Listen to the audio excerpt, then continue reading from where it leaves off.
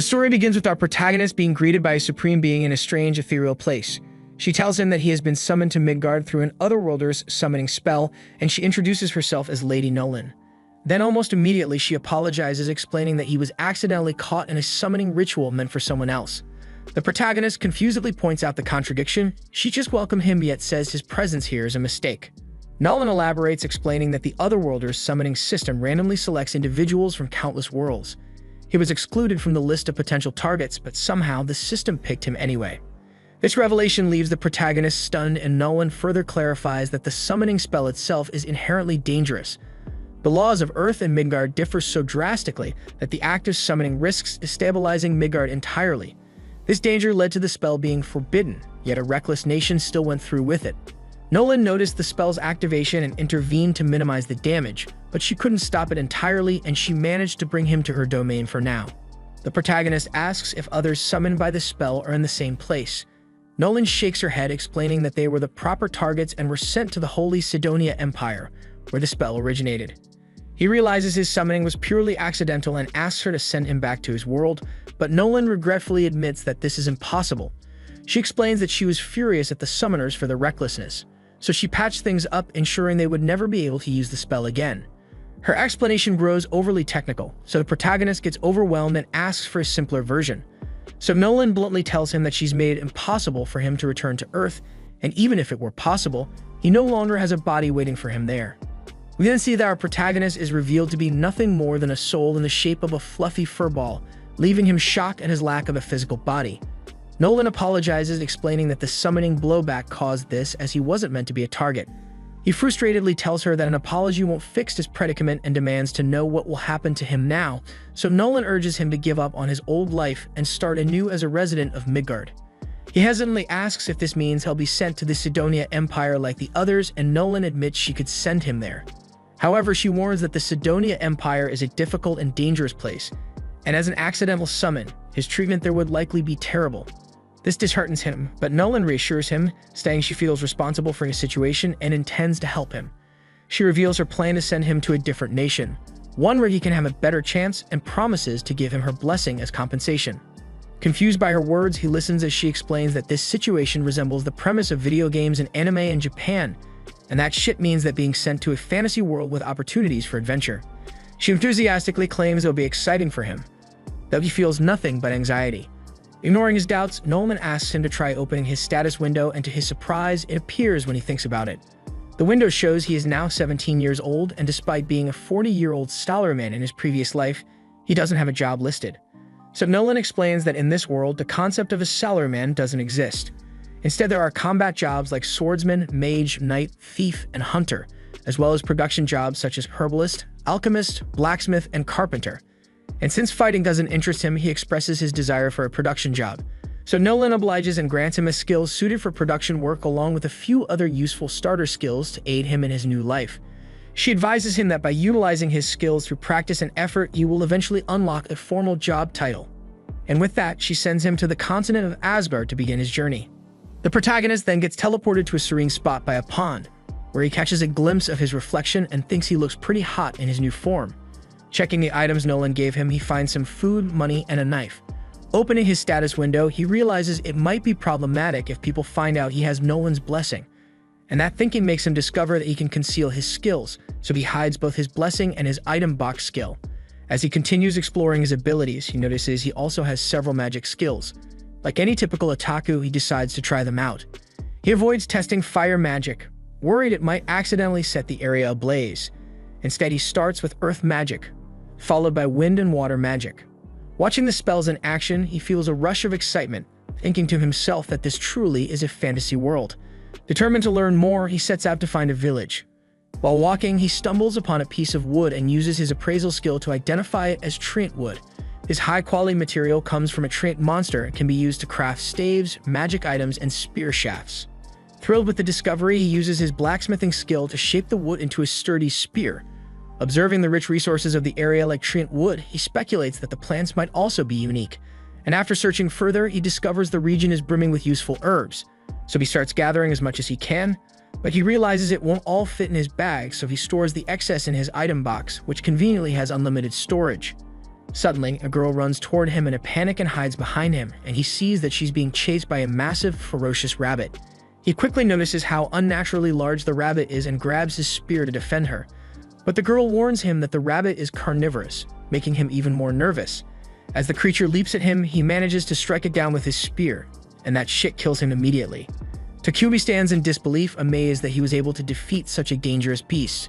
But this victory earns him a warrior job, even though he doesn't want it. The girl thanks him for saving her, and he asks where she's from. She explains that she's from Board Village and had wandered into the forest while gathering medicinal herbs. He asks if he can accompany her back to the village, and she happily agrees. He feels relieved and smiles, but before they leave, she asks if he isn't going to take the horned rabbit with him and mentions that the rabbit is considered quite a delicacy. He quickly stores the rabbit's corpse in his item box, explaining that while it can't hold living things, storing non-living objects like corpses isn't an issue. The girl is amazed at his item box skill and compliments him, and then introduces herself as Molly, and he responds by introducing himself as Takumi.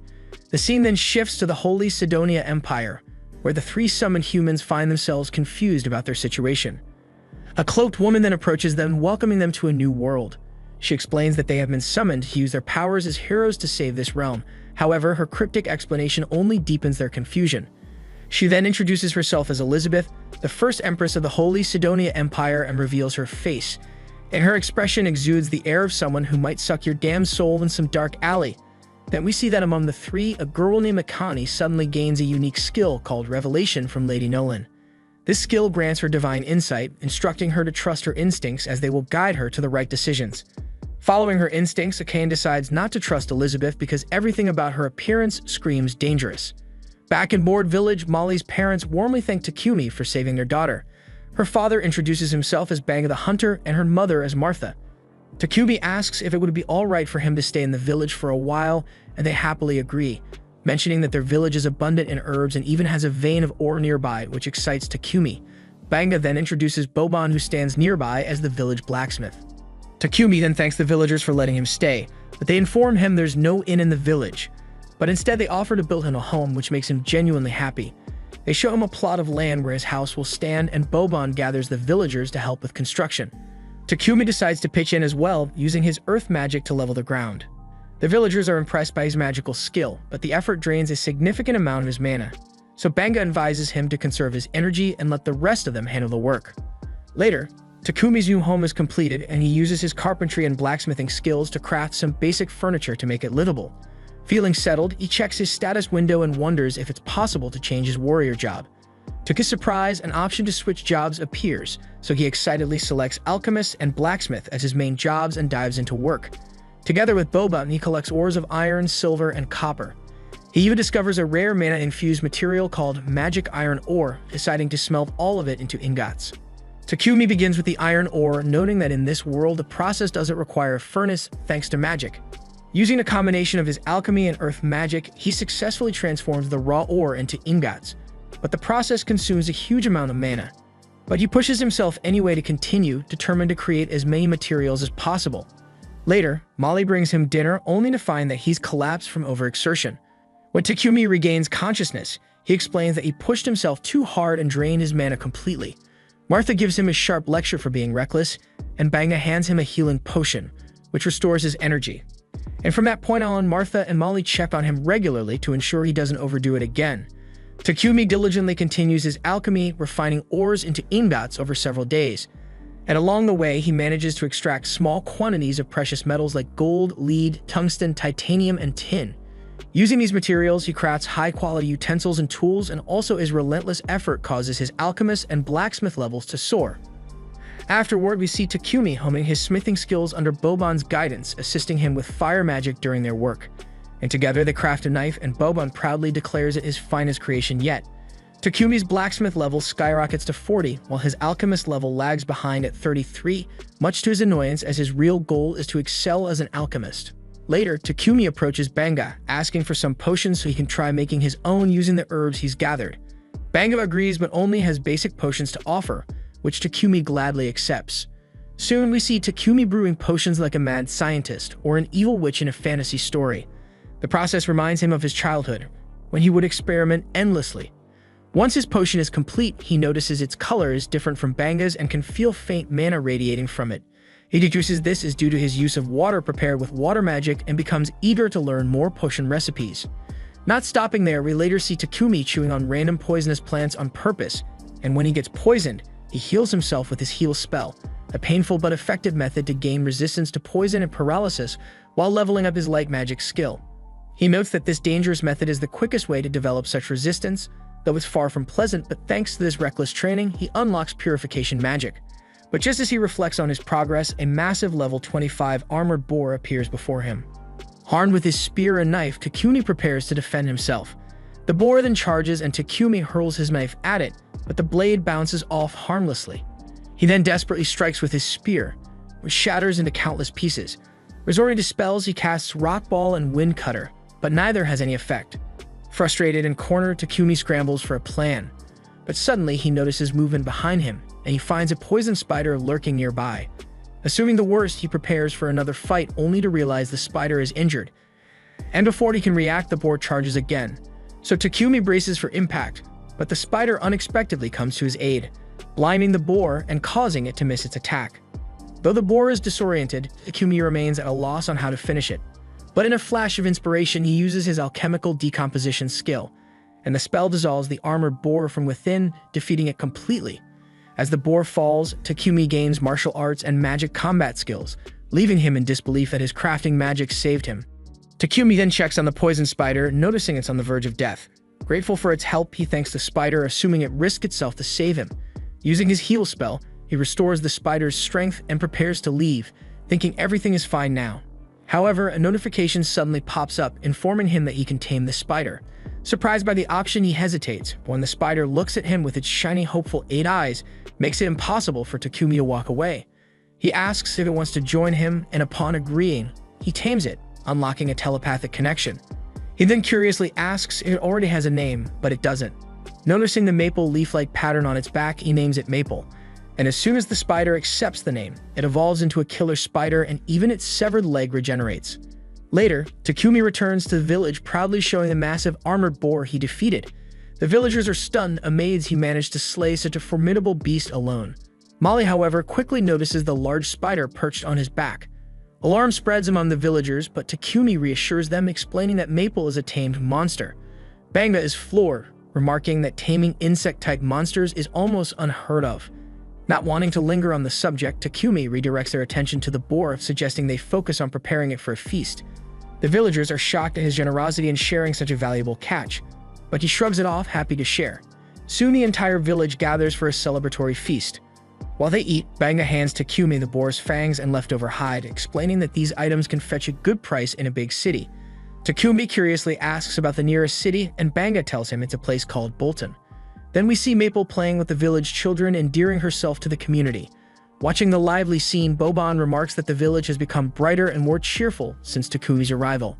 Banga agrees, but reflects that Takumi doesn't seem like the type to settle in a small village forever. Meanwhile, in Midgard, Nolan observes Takumi from afar, pleased to see he's thriving. Another Supreme Being joins her, asking what Nolan expects from the boy. Nolan feigns ignorance, but the Supreme Being presses, revealing that she gave Takumi a special body, her blessing, and even sent him a full year into the past, before the Holy Sidonia Empire's summoning spell was activated. Nolan dismisses the notion that she has any deeper intentions, but her expression betrays her true thoughts, hinting that she may have a deeper plan for Takumi's future. One morning, Takumi wakes up to find himself tied up in bed, and he immediately knows Maple is behind it. She apologizes, explaining that she's been feeling lonely because Takumi has been so busy lately, and just wanted to get his attention. Realizing he's been neglecting her, Takumi admits that work has been consuming all this time, so he decides to take the day off and spend it with Maple, and this simple gesture makes her ecstatic. Just as the two are getting ready to enjoy their day, Martha walks in with Takumi's lunch and immediately notices the awkward situation. To her, it looks like something strange is going on between Takumi and Maple, but Takumi insists that it's not what she's imagining. Martha takes his explanation at face value, but can't help noticing the silky threads Maple has produced. Intrigued, she gets the idea to harvest as much silk as possible from Maple, seeing it as a golden opportunity. Later that day, Martha proudly shows off a shirt she's made from the spider silk, and the ladies in the village are going wild over its texture and quality. Takumi, surprised by their enthusiasm, learns that spider silk is considered a rare luxury item, usually only affordable to nobles. Martha, sensing a lucrative opportunity, asks Maple if she can produce more fabric. Maple obliges and eagerly squirts out more silk, but the process is time-consuming, so this means that she won't have time to play with Takumi anymore. Though Takumi is a little disappointed as he has been looking forward to spending the day with her, still he knows he has other responsibilities to tackle, so he's not entirely bothered. It's been about a month since Takumi first arrived in the village, and he's starting to plan his next steps. He intends to head to the city to advance his studies in alchemy, but the thought of saying goodbye to the villagers he's grown close to leaves him hesitant. In the meantime, Takumi decides to visit Boban at the forge to continue practicing blacksmithing. Together, they manage to craft a chest plate that fits Takumi perfectly, as well as a pair of sturdy steel-toe boots. Boban, proud of their work, points out that the boots are great for kicking things in a pinch. But Takumi, ever the pacifist, reminds Boban that he has no intention of fighting because he's committed to becoming an alchemist. Just then, Banga shows up, pleased to see that Takumi's armor is finally complete, though there's a hint of sadness in his voice. He knows Takumi can't stay in the village forever if he wants to grow his production business, and heading to the city is the logical next step because it's where Takumi can sell more of his goods, access a reliable supply of materials, and truly thrive. Banga then mentions that a trader from Bolton will be passing through the village in a couple of days, and he's already arranged for Takumi to hitch a ride back with him. While they're sad to see him leave, they understand this is for the best, and they encourage Takumi to start preparing for the journey. Grateful for their support, Takumi thanks them and heads back to his house to begin packing. On the way, he bumps into Martha, who's carrying a bucket of meat. He curiously asks what she's up to, and Martha explains that she's on her way to dispose of the innards from a horned rabbit Banga had caught. Apparently, the innards are the most delicious part of the rabbit, but they're also tricky to process safely. And without proper equipment to remove diseases and parasites, they have no choice but to throw the meat away. Takumi, however, has a better idea, and he bends down and uses his purification magic to cleanse the meat, making it safe to eat. Martha is grateful but also visibly stunned by what she just witnessed. She points out that light magic is incredibly rare in this world, and if people found out Takumi could use it, it would likely attract a lot of unwanted attention. So she advises him to keep this ability a secret when he leaves the village. Acknowledging her warning, Takumi promises to be cautious, but while he's still here, he plans to use every bit of his power to improve the villagers' lives.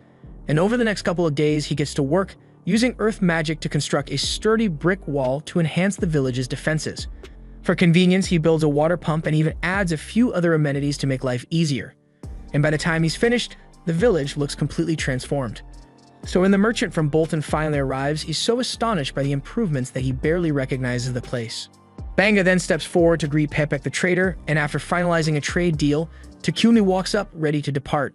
Pepek, who's already heard a great deal about Takumi from Banga, introduces himself, and everyone confirms if Takumi has everything he needs.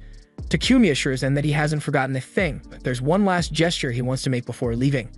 He reaches into his bag and hands Banga a potion, and then explains that he already left about 100 similar bottles at Banga's house and urges him to use them in case of emergencies to heal any injuries. Pepek, noticing the potion, asks for a closer look and is stunned by its quality because it's undoubtedly a high-level potion. However, Takumi seems oblivious to just how valuable his creation is. Soon, the rest of the villagers gather to bid Takumi farewell, and Pepek kindly offers to wait until everyone has said their goodbyes. Molly then waves goodbye to Maple, who's cozily sleeping in Takumi's sack, and Martha hands Takumi an outfit made from Maple's silk, a collaborative gift from the village ladies. Touched by their thoughtfulness, Takumi thanks everyone for their kindness, especially considering how short a time he's been in their village. He then steps into the carriage, and the villagers give him an enthusiastic send-off, assuring him that he will always be welcome in their home. As the carriage heads toward Bolton, Pepek comments on how deeply the villagers seem to care for Takumi. Even the others in the carriage remark on the heartfelt farewell, noting that Takumi was more like family to the villagers than a guest, to the degree that the sincerity of the goodbye tugs at Heath's heartstrings. Speaking of which, the blonde man introduces himself as Heath, while the redhead is Real and the gloomy-looking man is Bogar. They explain that they're part of Lion Fang, a C-rank adventurer party currently serving as Pepek's bodyguards. However, they admit there isn't much for them to do in this peaceful region, making the assignment more of a routine journey than a dangerous mission. Real then notices Takumi clutching his bag tightly and curiously asks if something precious is inside, and Takumi casually answers that his pet killer spider Maple is sleeping in there. The group is stunned that Takumi managed to tame a killer spider, prompting Real to ask if he can see it. However, his creepy demeanor makes Maple headbutt him square in the face, and that makes Takumi immediately start apologizing for Maple's behavior, but the others assure him there's no need because Real totally deserved it. Heath even jokes that Maple might develop a fear of all humans after meeting Real, though that's clearly not the case because Maple seems to have taken a liking to Bogart. And as the group continues fawning over Maple, Papek calls Takumi to the front of the carriage to discuss the potion he saw earlier, and he asks if Takumi has any more in stock and expresses interest in buying some. Takumi is open to the idea, but before the conversation can go further, one of the horses suddenly halts, signaling trouble ahead. A horde of goblins has surrounded the carriage, preparing to attack. The group knows this is bad news, but instead of panicking, they seem excited about the chance to finally see some action. They tell Takumi and Papek to stay put while they handle the situation. With roughly 20 goblins in the field, the adventurers step out confident they can take them all. Real then fires arrows from his bow with precision, while Bogart and Heath crush goblins left and right with their mace and axe. The fight is over quickly, and the group begins dissecting the goblins to harvest their magic stones. Maple observes the chaos with interest, clearly warming up to Bogart but maintaining her disdain for Real and indifference toward Heath. After the skirmish, everyone piles back into the carriage and the journey continues for another 3 days. When they finally arrive in Bolton, the members of Lion Fang head straight to the Adventurers Guild to report the success of their bodyguard mission. Takumi tags along as he needs to register with the guild if he plans to stay in the city. Ideally, he would have joined the Alchemist Guild, but since Bolton doesn't have one, becoming an adventurer is his only option. The receptionist Hans explains to Takumi that the Adventurer Guild card can serve as his identification. As long as he completes at least one simple quest per month, the card won't expire. With this knowledge, Takumi proceeds to register as an adventurer and introduces Maple as his pet, finalizing all the paperwork. With his registration done, Takumi heads to Papek's trading company to negotiate a deal for his potions. He reveals that he has about 103 potions in stock, each of exceptionally high quality. Papek is impressed and offers 10 silver coins per healing and stamina potion and 50 silver coins per mana potion. Takumi quickly calculates that this deal would net him over 7 million yen in equivalent value. Shocked by the amount, he feels it's too much money, but Papek reassures him that this is fair, adding that Takumi could earn even more if he established a solid reputation as a potion producer. Papek, aware of Takumi's plans to become a producer in the city, advises him to find a home with an attached workshop for efficiency. Takumi realizes he hadn't even thought about housing yet, so to help him out, Papek calls over his assistant Thomas and asks him to show Takumi a suitable property at an affordable price. Then when Takumi finally sees the property, it looks more like a grand mansion than a simple house. Feeling overwhelmed, he doubts he can afford such a luxurious place. Thomas, however, assures him that the mansion is surprisingly affordable and even guarantees that it's ghost-free, eliminating any unnecessary worries. Takumi then notices the spacious workshop attached to the mansion, which makes it incredibly convenient for his work. Realizing the long-term benefits and knowing he has enough funds from the potion deal, Takumi decides to go for it. And after a moment of deliberation, he tells Thomas with newfound confidence that he'll take the mansion. Thomas is delighted to hear Takumi's decision and assures him he'll begin the paperwork immediately. And he tells Takumi he can move in as early as tomorrow.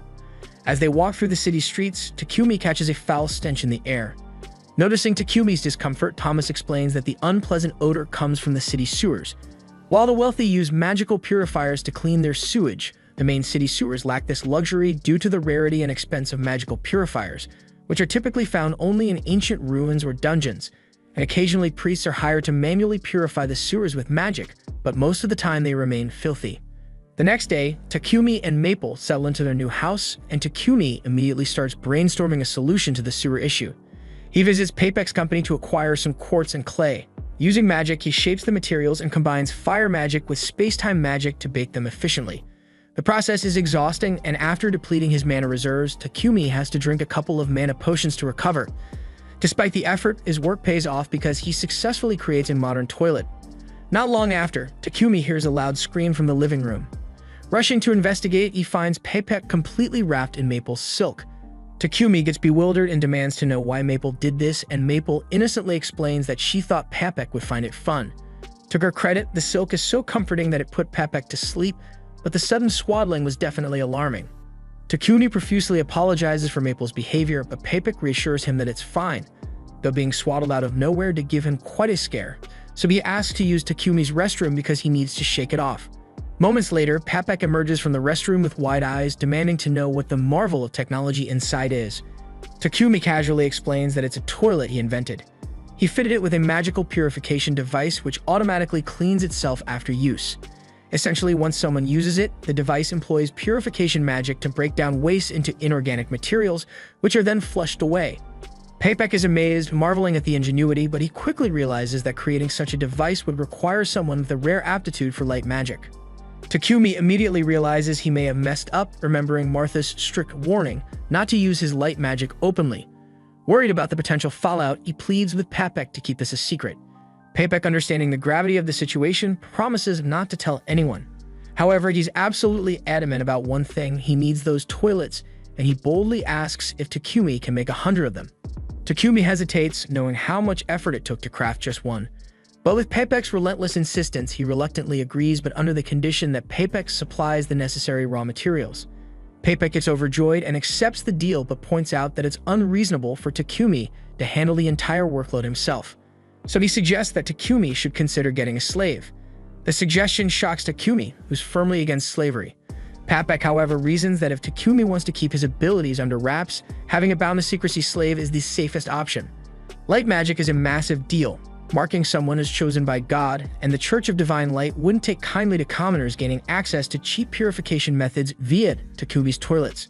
The church, which profits heavily from monopolizing purification magic, would likely try to force Takumi into their fold. But Papek reassures him that he already has a plan to deal with the church, so Takumi doesn't need to worry about them for now. Papek then emphasizes that keeping the church in the dark about his light magic is paramount, which is why hiring a slave might be the safest option. But Takumi remains firmly opposed to slavery, vowing to handle the work alone if necessary. But before they can argue further, Takumi's guild card suddenly begins glowing. He curiously checks it and finds a notification requiring him to complete a verification quest to maintain his adventurer status. Realizing he won't have time to handle the toilet production alone, he reluctantly agrees to Papek's suggestion. Papek then takes Takumi to the Mulan Trading Company, assuring him they are the most ethical slave traders available. Then, while Papek goes to negotiate a good deal with the owner, Takumi steps out into the garden, drawn by its beauty. There he notices a stunning elf girl sitting alone on a terrace, and before he can say anything, she spots him and sharply orders him to leave. The scene then shifts to Takumi meeting Mulan, the owner of a slave trading company. Papek introduces Takumi to her, explaining that he's looking for a slave. However, he adds that Takumi is hesitant about using a slave contract, so Takumi reveals that in his homeland, slavery doesn't exist. Mulan nods in understanding and explains that if Takumi makes a contract with a slave, the slave will indeed be bound to him. However, she assures him that in the kingdom of Barkula, the rights of slaves are protected by law. She then outlines the general rights of slaves, and Takumi sums it up, noting that the owner is obligated to provide food, clothing, and shelter.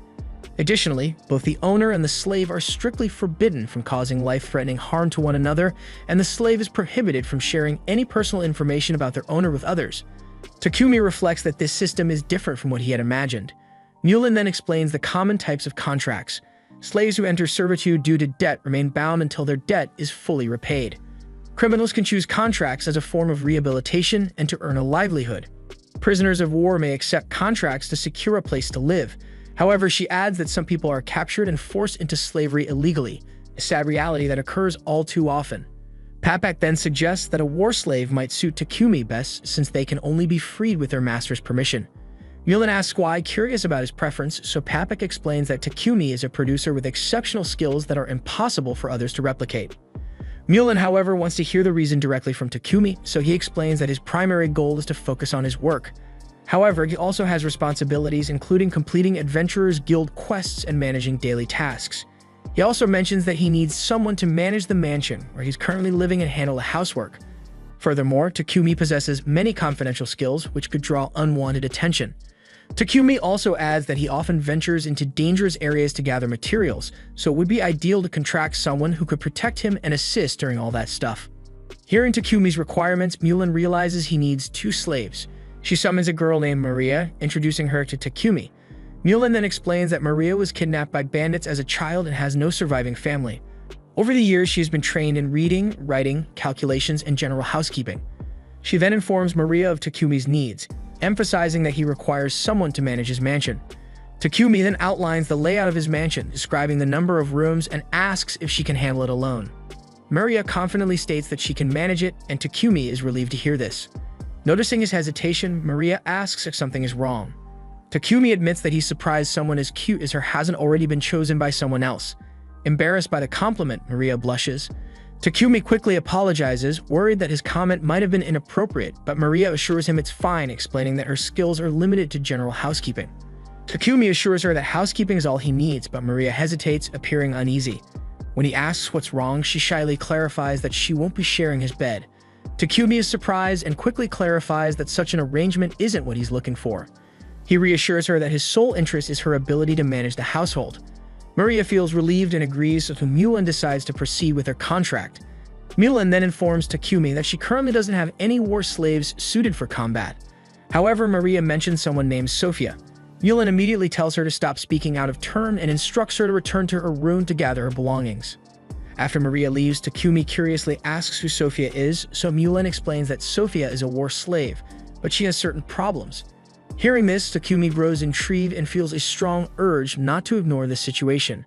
He wonders if it's his intuition skill guiding him, but he decides to trust the feeling and asks Mulan if he can meet Sophia. Mulan agrees and leads him to where Sophia is kept. Mulan then explains that Sophia was captured during the war between the Kingdom of Triaria and the Kingdom of Yober 50 years ago. Takumi is stunned by the time frame and asks for more details.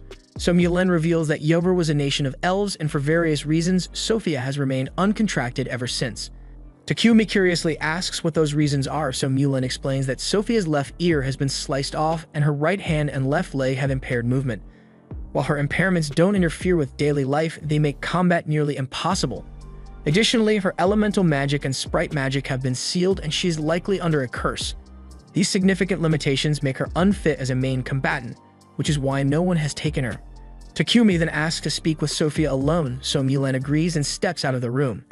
As Takumi examines Sophia more closely, she tells him plainly that she won't be of any use to him. But Takumi checks her stats anyway using his skill, and to his surprise, her stats are incredibly high, though each one has been reduced by 100 points due to her injuries. Her mana is also completely inaccessible because of the curse, but Takumi realizes her potential and thinks that he can heal her injuries and lift the curse. Mulan then returns to the room and asks Takumi what he plans to do. And without hesitation, he tells her he wants to form a contract with Sophia. Sophia, still doubtful, reminds him that she can't fight, but Takumi simply replies that he will fix her. Mulan is skeptical, questioning whether Takumi can actually address the issues that have plagued Sophia for 5 decades. Takumi confidently says he can, and Mulan agrees to let him take Sophia under his care. Sophia remains uncertain and asks if he truly wants her as his slave. Takumi asks if she doesn't want him as her master, but she responds that a slave's wishes don't matter. And with that, Mulan begins the contract process.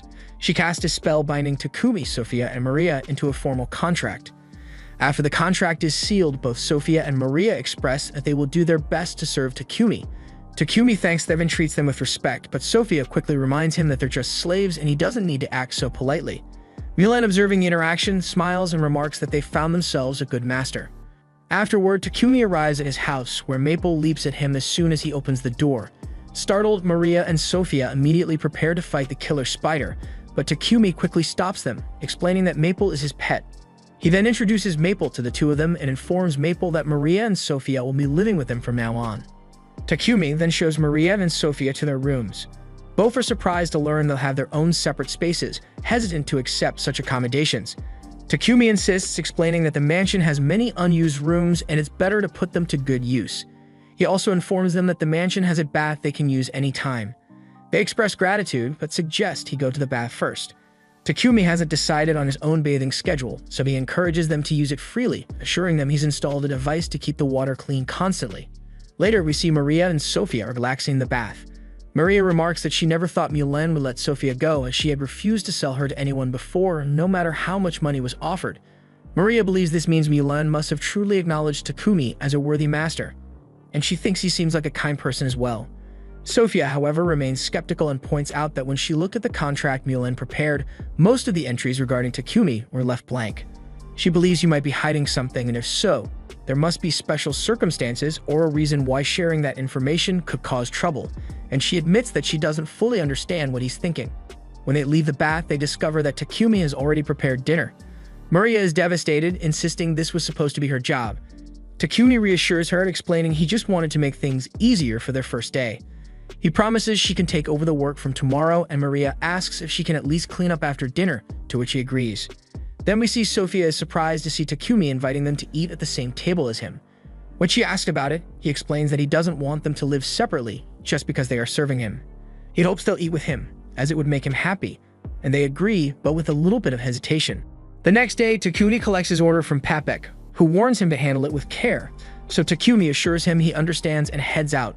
On his way back, Takumi spots a church and decides to visit, and inside he finds a statue of Lady Nolan. Offering a prayer, he thanks her for her blessings and mentions hearing that the Holy Empire of Sidonia controls this country's religion, so he curiously asks why she was badmouthing Sidonia earlier.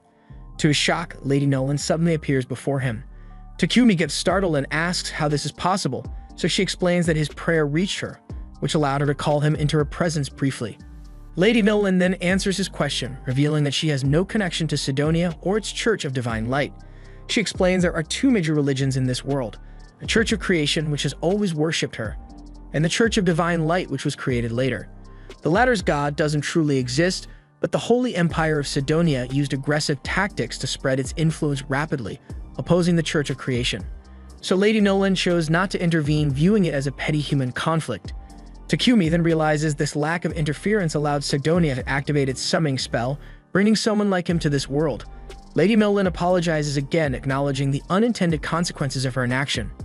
She then offers a disclaimer about her blessing. While parts of it are permanent, others are temporary. As Takumi grows, the aspects of the blessing that helped him grow quickly and meet kind people will fade. She simplifies it by saying his tutorial for beginners is nearly over. Soon he will face more significant challenges, including hitting walls in his growth and encountering individuals with ill intentions. Takumi reflects on her words, realizing that many of the kind people he's met so far were likely a result of the blessing. Accepting that he will need to rely more on himself moving forward, he thanks Lady Nolan one last time and exits the church. The story then jumps forward by 1 year into the future, showing the king of Sidonia asking about the progress of the summoned heroes. He is informed that they are currently training with the knights. The king expresses hope that these heroes will become valuable assets, acknowledging the difficulty of summoning them to this world. The minister notes that the heroes were initially reluctant to help, but thanks to Elizabeth's persuasion, they have become more cooperative. The scene then shifts to Akira and Yamato sparring with the knights. The knights mock their poor performance, highlighting how far they still have to go. Yamato then recalls a humiliating memory from his past, when he was defeated by a freshman during a judo match and ridiculed by everyone. Motivated by that memory, he trains with renewed determination, earning the knights grudging respect for his grit. Meanwhile, the knights ask Akane to join in, but she refuses, stating that she's not interested in violence. She then tries to leave, but Elizabeth intercepts her, insisting that this is not about violence but something essential to saving the world. Then Akira steps in dramatically, playing the role of the protective hero, and assures Akane that she doesn't need to worry because he will protect her. Akane, unimpressed, ignores his bravado and thinks to herself that Elizabeth is dangerous. The story then transitions back to the present. At Takumi's house, he stumbles through the door, falling face first onto the floor. Maria and Sophia rush to help him, picking up his belongings. But when Sophia reaches for the bag Takumi had collected from Papek, he hurriedly places it into his magic bag. Sophia notices this and becomes suspicious, thinking he must be hiding something. Takumi then excuses himself and heads straight to his workshop. Sophia follows him discreetly, and inside she watches him immerse a knife into a strange liquid and injure his arm with it. Then he immediately heals himself using magic. He then prepares to repeat the process, muttering that Maria really messed up earlier. She misunderstands his words, so she approaches him but falls on him, accusing him of planning something terrible for Maria. Takumi gets confused, but before he can explain, Sophia collapses from exhaustion. Takumi realizes she's overworked and notices an injury on her hand. He attempts to heal her, but the process consumes far more mana than usual, likely due to the curse affecting her. Then after expending significant effort, he manages to fully heal her, and in doing so, his light magic levels up. Afterward, Takumi carries Sophia to her room and asks Maria if Sophia's collapse happens often. Maria explains that Sophia has fainted from exhaustion before, usually when she moves too suddenly or gets overly excited, and she suspects the cause is the curse affecting Sophia. Determined to help, Takumi begins a healing process, combining his Dispel spell with extra heal to treat her condition. And he successfully regenerates Sophia's ear and completes the treatment. Sometime later, Sophia wakes up, confused about how she got to her room, so Maria asks if she's feeling alright, and Sophia admits that she feels lighter than ever. But then she quickly recalls her earlier misunderstanding, so she panics and urges Maria to run away, claiming Takumi isn't the man Maria thinks he is. Maria, however, smiles and tells Sophia that Takumi is even better than she imagined. Sophia confusedly demands to know what Maria is talking about, so Maria hands her a mirror, and Sophia stares at her reflection shocked because her ear is back to normal. She also realizes that her magic, which had been sealed for years, has returned, so Maria explains that Takumi cured her. Later, Sophia meets Takumi and asks him about what happened. He explains that earlier he had been cutting and healing himself to level up his light magic so he could properly heal her. Sophia then curiously asks what he meant when he mentioned that Maria had messed up. Takumi clarifies that Maria had mistakenly thrown away some medicinal herbs he collected, mistaking them for trash. Sophia, embarrassed by her misunderstanding, then asks why he went to such lengths to help her, especially since it was dangerous for him, and Takumi simply replies that he was keeping his promise. Hearing this, Sophia bursts into tears, deeply moved by his kindness. She then kneels before him and swears her lifelong loyalty, vowing to serve him with unwavering devotion. The next day, we find Takumi in a quiet library, flipping through dusty alchemy books to dig deeper into this world's magic. To his frustration, most of the texts barely scratch the surface of alchemy, leaving him puzzled as to why such a straightforward discipline has faded into obscurity. But after some thought, he concludes that alchemy must be a relic of an ancient magical civilization. Conveniently, Lady Nolan's blessing allows him to understand all languages in this world, making even the most complex alchemy books laughably simple for him to comprehend. Armed with new knowledge, Takumi returns home, where Maria greets him with sandwiches for lunch. As they eat, Maria begins muttering to herself about how heartwarming it was to see Takumi and Sophia reconciling the day before. She sheepishly admits she had been spying on them from behind the curtains, because apparently personal privacy is overrated. She gushes about how romantic it was to witness Sophia pledging her loyalty to Takumi, likening it to a knight swearing to protect a princess. Except in this case, Takumi is the princess. Maria and Maple wholeheartedly agree that Takumi makes an admirable princess. Much to his utter embarrassment, he can only respond with a cringing smile. Later in the afternoon, Takumi heads outside to work on his production business because today's task involves packaging a bulk order of toilets for Papek. Aria and Sophia join him, cleaning and packing the goods while Takumi daydreams about breaking free from the monotony of manufacturing. He casually shares his thoughts with Maria and Sophia, confessing his longing to explore the world. He dreams of hunting exotic materials, sampling unique meals, and uncovering hidden ruins. Naturally, he also mentions taking Sophia along as his bodyguard, while leaving Maria behind to manage the mansion. Maria, however, is less than thrilled about being left behind, while even the spider Maple gets to tag along, and that's just too much for her to bear. She then hits him with her signature, cute yet manipulative maid look, and predictably, Takumi falls for it. But before deciding, Takumi checks Maria's stats by gently rubbing her face to open her status window, because apparently that's how status windows work. And to his surprise, her stats are better than expected, suggesting she can handle combat. Impressed, Takumi decides to bring her along on his future adventures, but insists that she trains with Sophia to refine her skills first. With that settled, Takumi starts crafting weapons and armor for Sophia and Maria. When he asks for their preferences, Sophia doesn't hold back. She hands him an extensive, borderline excessive list of her weapon requests and volunteers Maria for a spear, promising to train her personally. Takumi then gathers the necessary materials and gets to work, channeling his alchemy manipulation magic to speed up the process. Meanwhile, Sophia puts Maria through her paces, and Maria quickly discovers that being a battle maid involves a lot more sweat and significantly fewer tea parties. Takumi finishes the weapons in record time, adding personal touches, a wing pattern for Sophia's weapon, and a flame motif for Maria's spear. Of course, he goes the extra mile and enchants them with auto-repair and attack boosts because, well, why not add a little extra power? As Takumi works, his mind wanders into dangerous territory. He imagines Maria wielding her spear in full maid attire, and his overactive imagination leads to a classic anime-style nosebleed. To make matters worse, Maria, somehow sensing this moment of unholy admiration, through what she calls maid telepathy, claims she can feel someone ogling her sacred plot. Takumi tries to shake it off and focuses on the next task, crafting armor. Naturally, his first instinct is to go full RPG mode and consider making enchanted undergarments instead of practical gear because, let's face it, that seems to be standard in these worlds. But even Takumi realizes this idea crosses too many lines, especially since Maria and Sophia are technically his employees and not participants in his questionable cosplay daydreams. The real challenge, however, is getting their measurements. Asking directly would only earn him a one-way ticket to Pervsville. But Takumi has a solution. With a mischievous grin straight out of a shonen villain's playbook, he uses his alchemy magic to create life-size replicas of Sophia and Maria. He spends a hilariously awkward amount of time staring at these mannequins, particularly at their melons, because professionalism has never been his strong suit. Let's just say Takumi's imagination runs wild as he revels in the fantasy of being the master of his two servants. After several days of work, Takumi finally finishes the armor, which looks nothing like what you'd expect. Sophia gets a simple breastplate, and Maria's armor is basically a ready-made outfit that belongs in a fantasy game. Surprisingly, both girls are thrilled by the design, but Sophia pauses to wonder how Takumi matched their sizes so perfectly without taking measurements.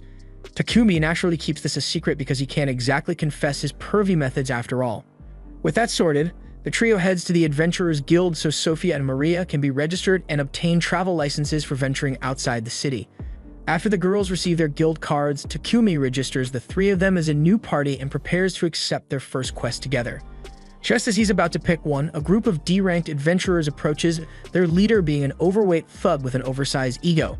They immediately start picking on the group, telling the girls to dump Takumi and spend their time with someone more deserving than an F-rank loser like him. Takumi doesn't take this insult lightly. Though internally terrified of the fat thug leading the group, he wants to protect his friend's honor. Summoning every ounce of courage, he stands his ground and uses physical enhancement magic to block the thug's attack. However, when the thug's punch connects, his own arm breaks from the impact, leaving Takumi unharmed. Just as things are about to escalate further, the guild master arrives to put a stop to the commotion. However, upon seeing the injured thug, the guild master immediately blames Takumi for the incident, completely unaware that the thug hurt himself trying to attack Takumi. As the guild master scolds Takumi, Sophia, and Maria, the receptionist Hans intervenes, explaining that the white-haired idiot hadn't started the fight and was only defending himself. When Hans addresses the guild master by his title, Takumi's jaw nearly hits the floor. He's shocked to learn that the bald-headed, angry bird-looking man is actually the guild master. Hans formally introduces him as Barak. Ignoring the introduction, Barak sternly orders Hans to heal the thug's broken arm. Afterward, Barak asks Takumi and the girls to follow him. In what feels like an interrogation room, the guildmaster demands to know what Takumi's deal is. Initially hesitant to reveal his abilities, Takumi is forced to explain when Hans mentions detecting traces of magic at the fight scene. Hearing this, Takumi realizes how sharp Hans' sense skills must be. While admitting to using magic, Takumi clarifies that he didn't cast any spells on the goons from earlier. Instead, he explains that he coated his body with charcoal from his item box. Hans doubts him but becomes convinced when Takumi adds that he synthesized the coal into diamond.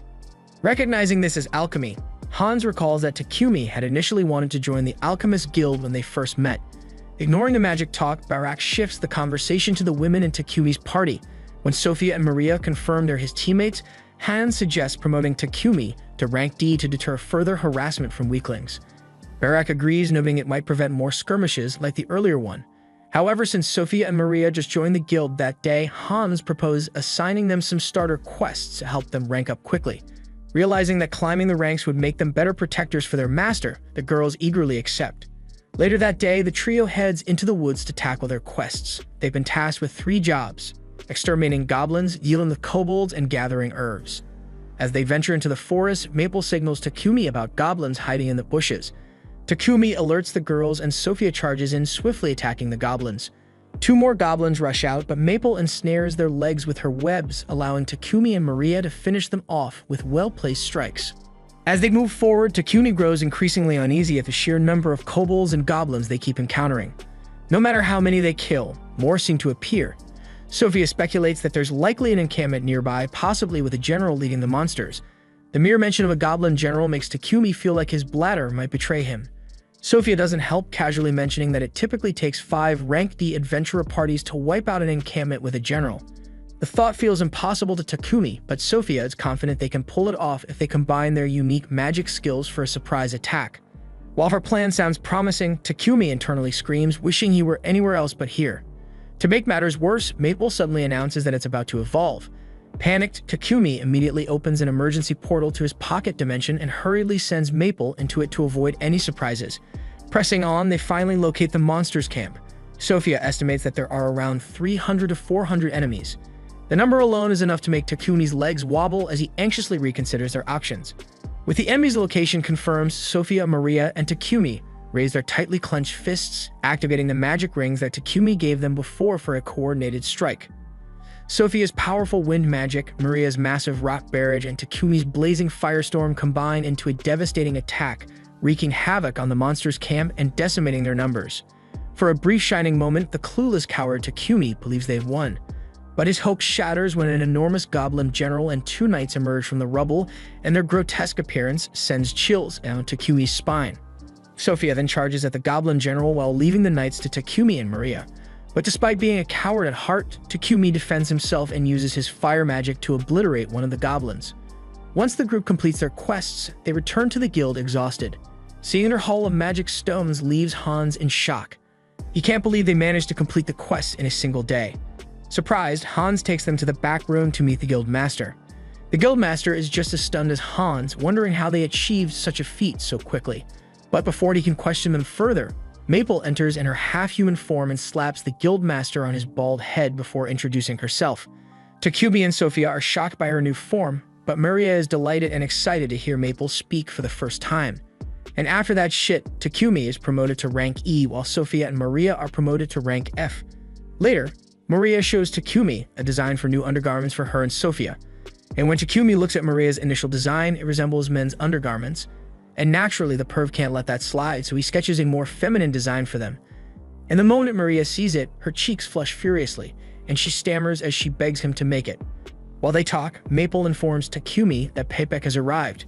Pepek faints upon seeing Maple's new form, but when he recovers, he tells Takumi that the Lord of Bolton has summoned him to express gratitude for the toilet he made.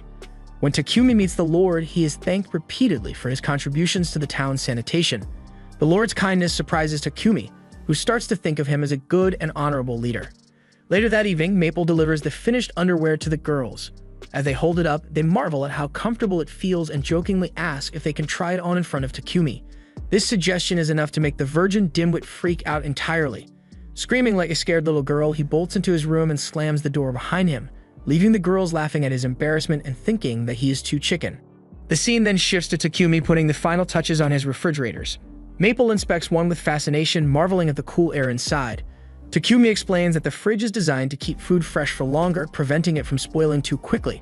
The other girls gather around, enjoying the refreshing breeze, but Takumi warns them not to leave the doors open for too long. He then walks them through the process of how he built the fridge, and Maria, clearly thrilled, thanks him, excited that she can now cook with fresh ingredients whenever she wants. Takumi then asks which color they prefer, and after some discussion, they settle on the blue one. Satisfied, Takumi takes the remaining refrigerators to Pepek, letting him know that he's ready to start his next project. Sophia, curious as ever, wonders if he's inventing something new yet again. However, Takumi tells her that this time he's thinking about upgrading their equipment. After their recent fight with the Goblin General, he realized that their current gear won't be sufficient for their future journeys. He adds that both his blacksmith and alchemist levels have improved recently, so instead of using magic steel, he plans to work with adamantite and mithril. This surprises Sophia, but she looks forward to seeing what he can create. Afterward, Takumi seeks out Hans to ask where he can find mithril and adamantite. Hans informs him that both are extremely rare ores and that there are no blacksmiths in the city capable of refining them properly. Still, he offers Takumi a list of skilled blacksmiths who live in the area. He also points out that since Takumi is an alchemist, he might be able to synthesize the ores himself. Takumi is surprised by this suggestion, but Hans explains that synthesizing them would be incredibly time-consuming and drain a massive amount of mana. He then suggests a more practical approach, mining the ores directly from a town called Horaz, located northwest of the kingdom of Barcula. However, there's a catch. The mines are restricted and only members of the Blacksmith Guild are allowed entry. Fortunately, there's a loophole. If Takumi accepts a quest to eliminate the monsters that occasionally appear in the mine, he'll be granted temporary access. This means he could mine the ores while also completing the quest, so Takumi believes that if he does this will mean killing two birds with one stone. The guildmaster then suddenly appears, informing Takumi that Bolton has been experiencing a shortage of trint wood. He explains that this is due to most adventurers prioritizing black buffalo hunts, which are common around this time of the year. He emphasizes that this is a serious issue and casually points out that the Forest of Death, where trint wood can be found, happens to be on the way to Horaz. Takumi immediately realizes that the guildmaster is trying to rope him into hunting trints as well. The guildmaster confirms this assumption and further mentions that hauling back all that trint wood shouldn't be an issue for Takumi since he has space-time magic. Takumi agrees to take on the task since he also uses trint wood himself, but the guildmaster isn't finished yet. He brings up a blacksmith who needs to travel to Horaz and requires an escort, once again pushing another mission onto Takumi. At this point, Takumi can't help but think that this guild is absurdly exploitive. The guildmaster then attempts to sweeten the deal, offering Takumi a promotion to rank D if he completes the quest. However, Takumi is skeptical, revealing that he has never taken an escort mission before. He suggests that the Lion Fangs would be better suited for the job, but the guildmaster informs him that they are already occupied with another quest. Accepting his fate, Takumi shifts gears and asks how long the journey to Horace would take.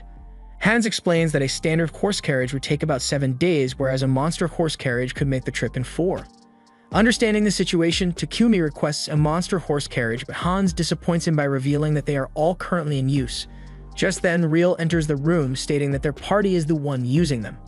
Hans assumes that Riel's group must have completed their quest, but Riel clarifies that they haven't. He is only here to deliver a black buffalo they hunted along the way. He warns the guildmaster that upcoming escort missions will be dangerous due to an increase in advanced species in the forest. However, the guildmaster remains unfazed, remarking that higher risk means higher rewards. Riel shakes his head at the guildmaster's cold attitude and mentions that he will be departing tomorrow morning to rejoin his party. Seeing an opportunity, Takumi offers Riel a place to stay at his house, even telling him he can use the bath, so Riel happily agrees. But before they part ways, Takumi mentions that he has some business to handle first and offers to give Riel his home address, and he will catch up to him later. However, Riel simply shrugs and says he'll just tag along. The two of them then head to Papek's company, where Papek readily agrees to lend Takumi a monster horse carriage for his mission. In return, he asks Takumi to wholesale some of the ores he mines, to which Takumi agrees. Papek then eagerly shows off the fridge Takumi made, practically begging him to produce more, completely obsessed with the invention. Meanwhile, back at Takumi's house, Sophia is growing anxious. She paces around, worried that her master still hasn't returned home. Thoughts race through her mind, wondering if something bad has happened to him, and she deeply regrets not accompanying him on his excursion. As night falls, Takumi and Riel finally make their way back to the mansion, frustrated that they weren't able to find any blacksmiths skilled in working with mithril. Takumi mentions that they managed to visit everyone on the list except for one, as his shop was closed. Just then, they come across a hooded figure blocking their path. Riel immediately senses a dangerous aura radiating from the figure and instinctively tries to pull Takumi away, but before they can escape, the figure moves to intercept them with a swift kick to Riel's head. To their shock, the hooded person reveals themselves. It's Sophia. Mistaking Riel for a kidnapper, she lunges at him with full intent to kill, but Takumi quickly steps in to stop her. After a tense moment, he explains the situation and Sophia immediately apologizes. Riel, still shaken, shrugs it off, but now has a mountain of questions about Takumi's life. When they finally arrive at the mansion, Riel is taken aback by the number of girls living in Takumi's house. He eyes them all suspiciously and wonders what kind of wild life his friend is leading. Takumi casually explains that he needed help around the house, so he bought some slaves. As Riel processes this, his attention shifts to Maple, who has now evolved into an Araxian. Excitedly, he asks if she remembers him, only for Maple to glare at him with pure hatred, completely crushing his fragile heart. Riel groans about how unfair life is, lamenting that Takumi is surrounded by beautiful women, while he remains the only single member of his party. Takumi, trying to console him, reassures him that none of these girls are his girlfriends. So this gives Riel a sudden boost of confidence, prompting him to boldly ask both Maria and Sophia out on a date. However, they shut him down immediately, stating that they have dedicated their lives to Takumi. Takumi then just tells him to take a damn bath, and later we see Riel pathetically bathing with tears in his eyes. Meanwhile, Takumi and the others gather for a strategy meeting. Sophia agrees with Takumi's plan to take down some treants, mentioning that she is also fine with exterminating monsters in the mine to collect ores. The group reaffirms their commitment to the mission, promising to do their best. Takumi nods, telling them that they will depart in 3 days. With that in mind, he decides that he needs to forge better equipment for his party before they set out. The next morning, Riel leaves the mansion, and afterward, Takumi examines the mana-draining sword he obtained from the Goblin Emperor. He discovers that it's made of tungsten carbide, an incredibly hard substance, and realizes that the weapon is far too large to be practical for a human. Deciding to repurpose it, he attempts to melt it down, but the sword resists his efforts. After a great deal of perseverance, he finally manages to forge the massive blade into 2 human-sized swords. Noting that the blade absorbs an opponent's mana to become sharper and stronger, he decides to gift one to Sophia. 3 days later, Takumi and his group prepare to depart for Horace. Payback informs him that the client for the escort mission is already inside the carriage. Introducing himself, Takumi meets Gambo the blacksmith, who will be accompanying them. With everything set, they set off on their journey. Back at the guild, the guildmaster receives urgent news from the Horace Guild that monster activity in the forest has significantly increased. However, he realizes that it's too late to act, as Takumi's party has already left for the Forest of Death. so he hopes they don't run into any advanced species, knowing how dangerous the journey could become. Meanwhile, Takumi and the others continue onward, unaware of the looming threat. Meanwhile, back in the royal capital, a messenger from the palace meets with Pepek, expressing gratitude for the toilets he provided to the king. The official informs him that they are considering implementing them throughout the capital, believing this innovation will completely resolve their long-standing sewage problems. Pepek is pleased to hear this, but the official then warns him that word of this advancement has spread far, even reaching the Holy Sidonia Empire. Given their reputation, the empire is likely to take action. Fast-forwarding a year into the future, we see that both Yamato and Akira have grown into formidable fighters, impressing those around them with their rapid development. However, Akane remains skeptical of Elizabeth, keeping a watchful eye on her. Returning to Takumi's group, they make a stop near the Forest of Death. Takumi casts a protective barrier around their camp and instructs Gambo to stay inside while they deal with the trance. The scene then shifts to them deep in the Forest of Death, where Takumi asks Sophia how to tell the difference between a treant and a regular tree. Sophia explains that he needs to focus and sense their magic while observing their surroundings. She then points at one, revealing it to be a treant, and Takumi immediately charges at it. He tries to strike him with its roots, but Maple and the others step in to cover him. Seizing the opportunity, he thrusts his spear into the monster, bringing it down and leveling up both his axemanship and logging skills. Thinking these creatures are weak, Takumi assumes this will be an easy task. However, Sophia warns him that they are surrounded and suggests using magic to take them down more efficiently. The team unleashes their spells, cutting and burning through the treants, and as the battle rages on, Takumi levels up several of his skills. Suddenly, an elder treant appears, significantly stronger than the rest. The girls attack, but their strikes have no lasting effect as the monster regenerates instantly. Seeing this, Sophia tells Takumi they must take it down in a single decisive strike. So she instructs him to coat his blade in fire magic, which he does before rushing the elder treant. Dodging its attacks, he lands a direct strike to its eye, dealing a fatal blow. With that, the creature is finally defeated, and Takumi's skills level up again. Takumi then notices a strange fruit on the ground and is surprised to learn that treants bear fruit. Sophia identifies them as miracle apples, an extremely rare find. So Takumi suggests they take them home, and Maria, excited, announces her plans to bake an apple pie. Later, the group arrives in Hora's and heads straight to the Adventurers Guild. Takumi decides to take a quest to hunt iron moles in order to gain entry to the mine. Soon after, we see the party mining alongside Gambo. Takumi successfully unearths some mithril, and Gambo directs him to a spot containing adamantite ore. Gambo is amazed at Takumi's luck, as it's rare to find such valuable materials on a first mining expedition. Just then, an iron mole suddenly emerges from the ground, and without hesitation, Takumi blinds it using his light magic, allowing Sophia to swiftly finish it off. The others marvel at how effortlessly he took down the creature, and Takumi explains that he figured light magic would work since iron moles thrive in darkness. Sophia is still surprised by how easy it was, while Maria pouts, disappointed that she didn't get to contribute in any shit. With their quest complete, they mine a massive load of ore before returning to Bolton. The next day, Takumi visits Gambo's shop, eager to learn the basics of synthesizing and forging mithril and adamantite alloys. Gambo agrees to teach him and starts by having Takumi forge a mithril knife. Afterward, Takumi upgrades the girl's armor using the high-quality materials he obtained, ensuring they are better prepared for future battles. The scene then shifts to the girls trying on their new armor, utterly speechless at the number of unique skills and enchantments infused within them. Sophia's armor is imbued with wind and water elements, while Maria's carries fire and earth attributes. Takumi explains that to embed their elemental affinities into the armor, he had to saturate magic stones with his mana until they turned blue. Curious, Maria asks Takumi how he enhanced his thunderclap skill, and he proudly reveals that he enchanted it with enhanced agility, making him significantly faster. To demonstrate, he takes off at high speed, but loses control and crashes straight into the wall. The girls, wanting to spare him the embarrassment, pretend not to have seen anything, while Takumi realizes he needs to get used to his newfound speed. Next, he presents Maria with her new spear, Explode, which can fire fireballs, while Sophia receives Tempest, a spear that releases wind energy. She then tells Takumi that if he ever finds himself in danger, she wants to be the one to protect him, even at the cost of her life, so she asks him to craft a shield for her so she can guard him more effectively. Moved by her dedication, Takumi agrees to make a shield for her, but he gently reminds her to value her own life as well. Meanwhile, Lady Nolan observes Takumi from afar, but when she turns her vision toward Akira and Yamato, she sees an ominous scene unfold. The story then jumps 1 year into the future, revealing that in the Holy Empire of Sidonia, the heroes are preparing to march into the Kingdom of Somandor. The Emperor entrusts them with the mission, and the heroes swear to do everything in their power for the sake of the world's peace. Back in the present, Takumi finally completes the shield, but the effort has completely drained him. Sophia, watching him from a nearby window, feels guilty for requesting the shield, seeing how exhausted he is. She begins to think that Takumi would have an easier time if he had someone to assist him in his workshop. Meanwhile, in the royal capital of Bakulatos in the kingdom of Barkula, the king receives an urgent letter.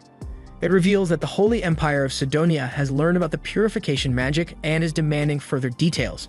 The advisor from earlier speculates that another messenger may arrive within days, but the king grimly notes that despite the polite wording, this is nothing short of a veiled threat.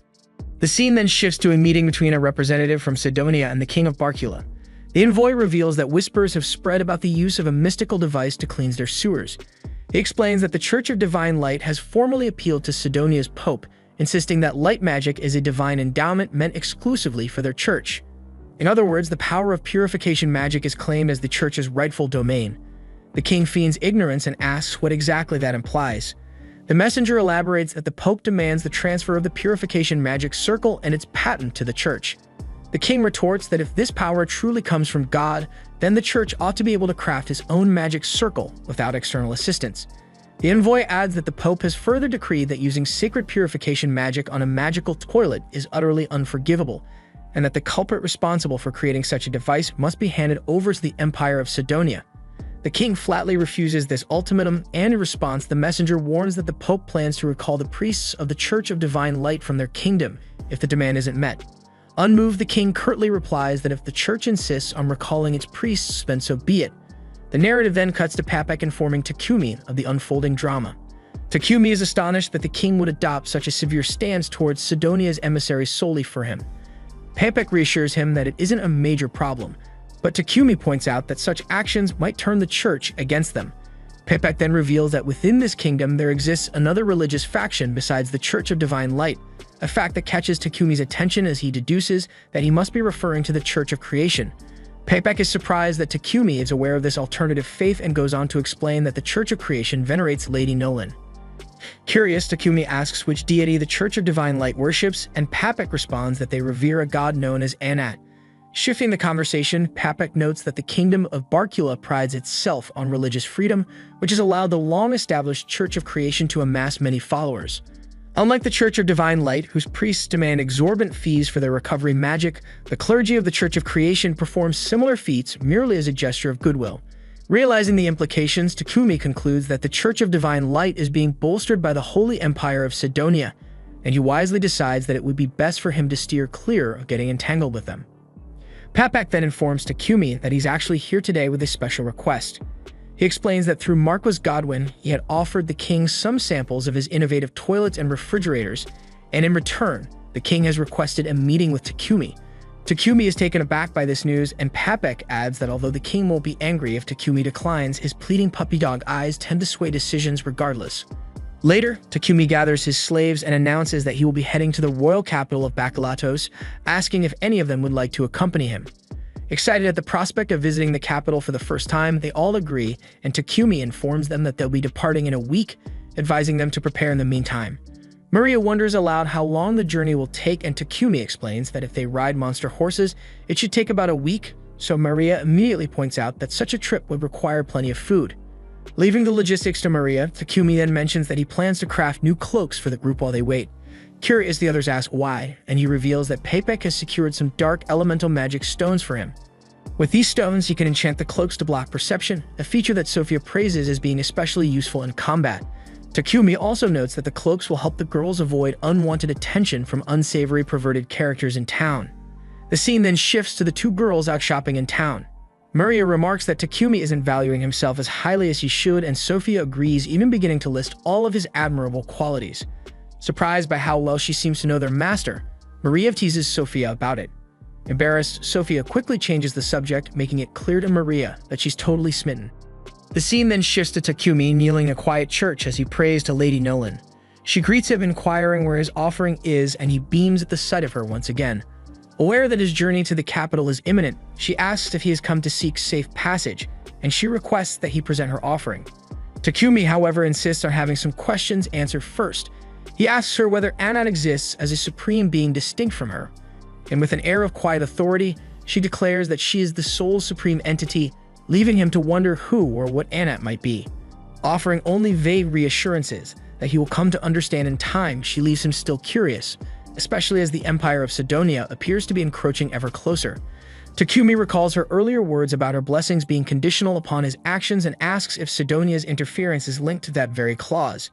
She dismisses his query, reminding him that it is precisely Sidonia that brought him here, a matter far beyond the scope of a mere blessing. The young mage then recalls rumors of heroes summoned by Sidonia and presses her for news, noting that he has heard nothing of them since his arrival in this world. Lady Nolan then reveals a startling truth. She has actually sent him back in time by 1 year, meaning the heroes have yet to be summoned. Takumi is puzzled by this intricate twist, and when he persists with his barrage of questions, she curtly tells him that time is up. Before he can continue, Lady Nolan strikes him, and he loses consciousness, awakening later in the real world. He reflects that she must have been evading his inquiries, but he shrugs it off as he has no real desire to meet these heroes anyway. The narrative then jumps forward 10 months into the future within the Holy Empire of Sidonia. Their Akira is shown training diligently with his sword, having honed his skills considerably, while Akane and Yamato watch his progress with admiration. Back to the present, and we see Takumi presenting the new cloaks to the girls. Maple immediately notices that the cloaks perfectly complement his attire, while Sophia initially remarks that the matching ensemble is a bit too bold, so Takumi wonders if perhaps she dislikes the look. However, Sophia quickly assures him that she loves it, much to his relief and delight. Later, we learn that Takumi plans to build his own carriage rather than borrowing one from the guild, aiming for greater comfort. He explains that although he can construct a carriage, they lack a monster horse, so he initially considers borrowing one from the guild. However, Maria steps in and reminds him that this town is known as the City of Adventurers for a reason. She recalls the perils of the Forest of Death and warns him that many dangerous areas with lurking monsters exist. In her view, there are not only monster horses but also unicorns and drake horses, creatures that are both faster and sturdier. The scene then shifts to the forest surrounding the city, where Takumi ponders whether drake horses are truly swifter than monster horses. Sophia confirms that they are and even add that they possess superior stamina. Curious, Takumi asks if this speed is due to their being of a dragon type, to which Maria clarifies that while they aren't actually dragons, they do resemble normal horses, except they sport a horn and are covered in scales reminiscent of a dragon's hide. Realizing this is the origin of their name, Takumi nods in understanding and Maple becomes excited at the thought of finally having a monster friend. Suddenly, Takumi and the others encounter a bush wolf that dashes right past them. Sophia looks puzzled, and Takumi attributes the wolf's failure to detect them to the effectiveness of their new cloaks. While he praises the cloaks for keeping them hidden, Sophia removes hers, arguing that they need to engage in combat to train and strengthen themselves. The narrative then transitions to a scene of Sophia defeating a boar, prompting Maria to remark that they've now got extra meat. Maple urges them to hurry up, and Takumi soon spots a fallen tree. Recognizing its value, he decides to salvage it for its wood, which he intends to use in building the carriage, especially since he had been considering buying some from Papek. Despite Maple's impatient protests for them to speed things along, Takumi and the others set about chopping up the meat and collecting the wood. Irritated, Maple storms off on her own, dashing through the forest and noting the numerous dead trees scattered about. As she ventures further, she senses something ahead and soon discovers an injured drake horse. The creature throws his magic at her, but she deftly dodges the attack, a move that reminds her of the time when she was injured and Takumi had helped her. In that moment, she tells the drake horse that her master is truly exceptional at healing, but just then 2 giant ants begin to approach them. Maple notices that the giant ants are the very threat afflicting the drake horse, and she swiftly binds them using her finely spun threads, allowing the drake horse to finish off them. Just as she prepares to leave and summon her master, she suddenly finds herself encircled by a swarm of even larger ants. Desperate, she weaves several layers of her threads into a protective barrier, but the relentless ants begin tearing it apart. Frantically, Maple attempts to reach her master via telepathy, yet no response comes, so she wonders if he's too occupied with chopping wood to notice her distress. And as her concern grows, the drake horse collapses from its injuries. As the ants continue to dismantle her barrier, Maple breaks down in tears, lamenting her master's absence. Just then, the ants finally tear the barrier apart, and Maple instinctively tries to shield the drake horse with her own body. And at that crucial instant, she feels a gentle hand on her head and realizes that her master has arrived. It turns out that the rest of the group has managed to eliminate the invading ants. Maple, still shaken, asks Takumi where he had been, as she had been desperately calling out his name. So he apologizes and explains that her threads had interfered with their telepathic link, but he sensed something was awry when their mana connection dropped, so he followed the trail that she left. He offers a sincere apology for his tardiness, and Maria points out the injured Drake horse. Takumi examines the creature and sees that it has lost consciousness from its wounds, so Maple pleads with him to save the horse. Recognizing that Maple had been trying to protect the animal, Takumi attempts to cast a healing spell on the Drake horse, only to be repelled by its instinctive wariness of humans even in its unconscious state. Realizing that the Drake horse's condition might be fatal if things continue as they are, and with Sophia alerting them to the approach of additional monsters, Takumi has no choice but to retreat both Maple and the horse into his pocket dimension for safety. After he does, Sophia urgently warns him that housing an advanced monster in his pocket dimension without a familiar contract might cause him severe strain. Takumi assures her that he'll be fine, but then when he feels tired, he quickly tries to gulp down a potion to bolster himself, but before he can drink it, he collapses from exhaustion. Later, we see Takumi slunked in his room fast asleep with the girls quietly keeping vigil by his side because he's been out for over 12 hours. Sophia remarks to Maria that Takumi won't wake until he's successfully stabilized his pocket dimension, while Maria wonders why Maple hasn't emerged yet. So Sophia speculates that the Drake horse remains terrified, and as long as Maple keeps the creature confined in the pocket dimension, it will continue to spook it, causing Takumi to slowly wither away. Convinced that something must be done, Sophia kisses his hand and follows his mana signature, eventually finding Maple. She inquires about the Drake horse's condition, and Maple confirms that it's still trembling in fear. Sophia suggests she might be able to coax the Drake horse out, but cautions that releasing it into an unfamiliar area could confuse the animal. She points out that unless the creature comes out, it won't receive any healing, and Takumi will remain unconscious. To solve the problem, Sophia proposes that Maple recreate the barrier she had previously woven in the forest. Such a shield would conceal the true location of the Drake horse. Maple agrees, then steps into the garden with the Drake horse to form a new protective barrier. Meanwhile, Sophia intends to visit Papek's company to acquire some monster medicine, but Maria volunteers to go instead, urging Sophia to stay close to their master. The scene then shifts to Sophia watching over Takumi as he sleeps. In his dreams, Takumi relives moments spent with everyone, until eventually he stirs awake. Opening his eyes, he notices Sophia still sleeping by his bedside, and when she eventually wakes, she beams at the sight of her master and he thanks her warmly for watching over him. He mentions that he needs to check on the Drake horse and steps inside Maple's barrier. Noticing that the creature seems to have recovered a bit, Takumi asks if it might become a friend as well, given that it's already grown close to Maple. He uses his magic to gently tame the Drake horse, and succeeds. Following this, Takumi casts a powerful healing spell to restore the creature's health, and Maple dispels the barrier around it. Takumi announces that they have gained a new companion, prompting Maple to ask what name they should give her. Inspired, Takumi decides to name the Drake horse Camellia, after a leaf-bearing tree that retains its foliage year-round and blossoms with red and white flowers. The girls all agree that it's a lovely name, and Maria suggests they all sit down to eat, announcing that she has just finished preparing dinner. Next, the scene shifts to the bustling capital of Barkula at the Palom Trading Company. There, the owner is desperately trying to sell a beastman slave endowed with magical abilities, but the prospective buyer shows no interest. Although he acknowledges that a beastman with such powers is a rare find, he demands a demonstration of her magic. The girl insists that she plans to study hard and prove her worth. Frustrated by her inability to serve his immediate needs, the buyer leaves without making a purchase. Disappointed, the young girl Riva is consoled by the owner, who assures her that a good master will eventually come along.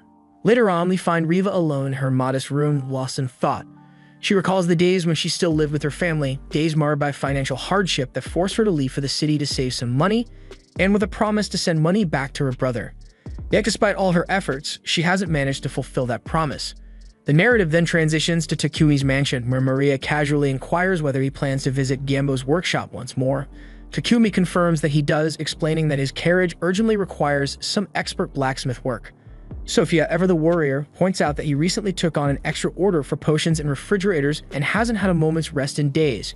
Maria urges him to take care of himself, but he insists he's fine as he sets out. Not long after, at the Adventurers Guild, Takumi overhears a heated discussion about a mysterious, unsettling creature reportedly seen on the city's outskirts.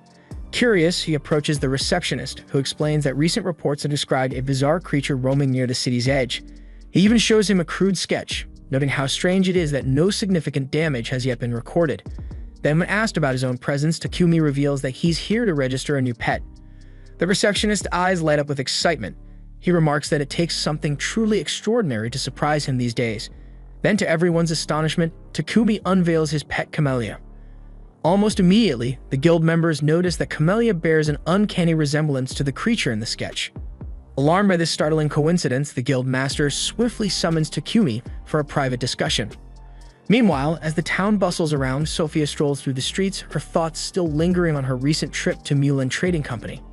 She remembers how she'd been on the hunt for a beastman slave with magical abilities to assist Takumi with his production, but no candidate proved suitable. Still, Mulan had promised to spread the word among other traders, and Sophia had thanked her warmly. But before she left, Mulan even remarked that Sophia had changed ever since sealing her contract with Takumi. In the present, Maria bumps into Sophia on the street. Sophia casually asks if Maria's done shopping yet, to which Maria replies that she still needs to visit the butcher. Sophia then confides that Takumi seems constantly worn out these days, and she wishes she could ease his burden by ensuring he gets plenty of nutrition. Though she longs to help, she admits she isn't skilled enough in alchemy, and Maria assures her she'll do her best through cooking. When Sophia offers to lend a hand, Maria insists that it's best if she sticks to her own duties. Sophia takes the gentle rebuff in stride, and Maria notes that Sophia appears noticeably different, her expression softer, more at ease. Surprised to hear the observation a second time, Sophia blushes and quickly changes the subject, suggesting that they go pick up Takumi. They soon arrive at Dambo's workshop, only to find Takumi fast asleep at his station. Dambo explains that Takumi was utterly exhausted and dozed off mid-work, warning that if he continues at this pace, he'll collapse. Not long after, Takumi proudly unveils his newly finished carriage and invites Camellia to pull it. But before taking it out for a test drive, the girls examine it closely and are astonished to discover that it's not just a carriage, it's essentially a moving house complete with individual rooms and bathrooms. They embark on a ride, and despite the vehicle shaking on the outside, the interior remains remarkably smooth and comfortable. Curious, Takumi asks Maria for her thoughts. While she expresses her approval, she suggests adding some decorative blades along the sides. When he inquires about the idea, Maria grins and says it would look incredibly cool. After a few days, they let Camilla run around town with the carriage, and her stats quickly level up in the process. Then comes the day to set off for the capital, and Takumi notices that the Lion Fang will be joining them as an escort. Real inquires about the creature pulling his carriage, and Heath clarifies that it's a drake horse. Just then, Godwin and Papek arrive as well. Papek is visibly excited to see the carriage and asks Takumi if he can take a peek inside. Takumi agrees, and upon inspection, Papek is astonished that Takumi built the carriage himself. Takumi confirms he did, prompting Papek to ask for all the details of how he managed such a feat. Overenthused, Papek exclaims that he'll pay handsomely for this work, but Godwin quickly intervenes to temper his enthusiasm. Papek apologizes, and Godwin remarks that the carriage is truly impressive. He states that he would be fortunate to own a carriage like this, and Takumi realizes that Godwin wants one made for him. Godwin boasts that he's willing to pay up to 100 platinum coins for it, and Takumi muses that such a price would be equivalent to 1 billion yen, surprised at the astronomical sum. They then begin their journey to the capital, and along the way, Godwin praises Takumi for his significant contributions to his domain. He proclaims that Takumi is set to play an even larger role and become renowned far and wide. His butler concurs, and Godwin adds that Takumi's exceptional talent attracts all sorts of attention, so he'll need protection from unscrupulous riffraff. However, Godwin admits he can only manage threats within the kingdom. When it comes to Sidonia or other nations, he has no idea what schemes they might be plotting, so vigilance is key. The scene then shifts to Sidonia, several months in the future, where we see Akane reading that the goddess Anat created mankind in her own image, and then fashioned the beast men from wild creatures to serve humanity. Then she created the elves and dwarves, placing them beneath mankind in hierarchy. Akane then glances at a slave collar from the beast men displayed in her room and feels a deep sense of disgust. Meanwhile, Takumi and his entourage arrive at the capital of Bakalatos, and Takumi is relieved that they didn't encounter any monster trouble along the way. Real mentions that they did, but thanks to Takumi's loyal slaves and pets, the creatures were wiped out in an instant, leaving them with little extra work. Papek then informs Takumi that he'd like to discuss something with him once they reach the inn. At the inn, Papek reveals to Takumi that he intends to gift the king a carriage similar to Takumi's own masterpiece. He explains that he has already spoken with Godwin about it, and they both agree that presenting such a carriage is the best way to demonstrate Takumi's exceptional talent to the king. With an audience scheduled with the monarch in 5 days, Papek expresses concern that building a carriage in such a short time would be challenging if done in Bolton. He asks Takumi to begin work as soon as they return there. However, Takumi insists that he can construct it here. noting that hauling a carriage back from Bolton would be too much effort. He adds that he can manage with the materials he currently has, but he will need adequate workspace, and Pepek promises to take care of that. Later, Takumi is seen discussing the new project with his slaves. He explains that Pepek has arranged for him to operate out of the garden of the Palom Company. Sophia chimes in, mentioning that she's heard of this company, a reputable slave trading enterprise run by a man named Burton, and advises that Takumi should secure an assistant to help with the work. Maria then points out that he barely rested before this trip, and now he's diving back into production without a break. She cautions that this is reckless even for him, but Takumi assures them that he isn't truly tired. Sophia is still upbeat about the prospect of working with the Palom Company, suggests that Takumi should purchase another slave. Takumi initially declines, insisting that having just the two he already works with is sufficient. However, Sophia presses on, arguing that since neither of them can assist him with alchemy, an extra hand would be invaluable. In the end, Takumi relents and agrees to buy another slave, and they ask that the new recruit must be a woman, and he accepts this without further protest. The next day, Takumi arrives at the company and asks Burton for a slave who can assist him with his alchemy work. Burton remarks that he's heard Takumi is using alchemy to construct a carriage forged from mithril and adamantite, and he believes such a project requires someone with considerable magical aptitude. Meanwhile, in the company's garden, Maria and Sophia discover that they've lost sight of Maple. Maria, deeply worried because Maple had mentioned she wanted to explore the company's various buildings, urges Sophia to search for her. Sophia scores one of the buildings but finds no trace of Maple until she suddenly hears a scream. Rushing toward the sound, she finds Maple there with Riva trembling nearby. Although Maple tries to calm Riva, her efforts are insufficient, so Sophia steps in to help her up and gently soothe her. While assisting, Sophia notices an old book scattered on the floor. Riva explains that it's an encyclopedia on Arnold-style alchemy, a renowned primer for grasping the fundamentals of alchemy. Later, as Sophia returns to the garden, she runs into Takumi, who invites her to join him as he meets a prospective slave candidate. To their surprise, the candidate turns out to be none other than Riva. Burton formally introduces them, and Takumi explains the nature of his work. Eager to prove herself this time, Riva admits she's interested in alchemy, though she hesitates as she recalls the harsh words of her previous buyer, revealing that she still feels unsure about her abilities. Sophia then tells Takumi that Riva has been self-studying magic on her own here. Shigem saw Riva earlier, poring over an alchemy book. Sophia tries to recall the title of the book, and in unison, both Riva and Takumi manage to say its name, their shared excitement unmistakable. Burton and Sophia exchange knowing glances, remarking that these two are clearly kindred spirits. Takumi then draws an alchemic circle on a sheet of paper and asks Riva what its purpose is. She manages to identify it as a circle for spinning sweets, though it's slightly different from the one she's used to, leaving her uncertain. Overcome with doubt, she begins to cry, wondering what the hell her next step should be, and confesses that this isn't the sweet-spinning circle familiar in her hometown, fearing she might be rejected again. In that moment, Takumi extends his hand to her, warmly welcoming her into his party. Riva is taken aback as she initially couldn't decipher the alchemic circle that Takumi had shown her. However, Takumi reassures her by pointing out that she did correctly recognize it as the alchemic circle used for spinning sweets, so it's all right. He adds that it doesn't matter if the materials are different, and he praises her for grasping the concept at a glance. Curious, she asks if he truly intends to accept her as his apprentice, and when he confirms, she is overjoyed to finally have a master. They then formalize their contract, with Takumi promising to pay her daily wages from that point on. Riva requests that all her wages be sent directly to her family back home. Surprised, Takumi asks if she means every single coin, and she nods, explaining that her family is very poor. She recalls that she once managed to send them a little money by selling herself into slavery, but she's convinced those funds will soon run dry. She confides that she doesn't want her brother to continue living in poverty and wishes to ease her mother's burdens. Takumi warns her that if she sends all her wages home, she might remain a slave forever, yet Sophia interjects that he should honor her request. She assures him that by working for him, Riva will eventually develop enough skill to earn a living on her own, and that serving a kind master indefinitely isn't such a terrible fate. Takumi accepts this reasoning and later introduces Riva to the rest of the team, much to her delight. The scene then shifts to the present in the Holy Empire of Sidonia, where the Emperor learns that the kingdom of Barcula still refuses to relinquish Takumi, despite having sent 3 missives by now. The Emperor considers that they must be taught a lesson, but Elizabeth intervenes, urging him to hold off on any rash actions until the heroes are summoned in a few months. Still reluctant to let the matter rest, the Emperor presses on, but Elizabeth advises him to harness the power of faith. She explains that they will spread word that someone is disrespecting the Church of Divine Light, a move sure to incite the anger of its faithful. Moreover, she warns that the Church of Divine Light Squadron will not stand idly by when such sacrilege occurs. The scene then shifts to Takumi constructing the frame for his new carriage.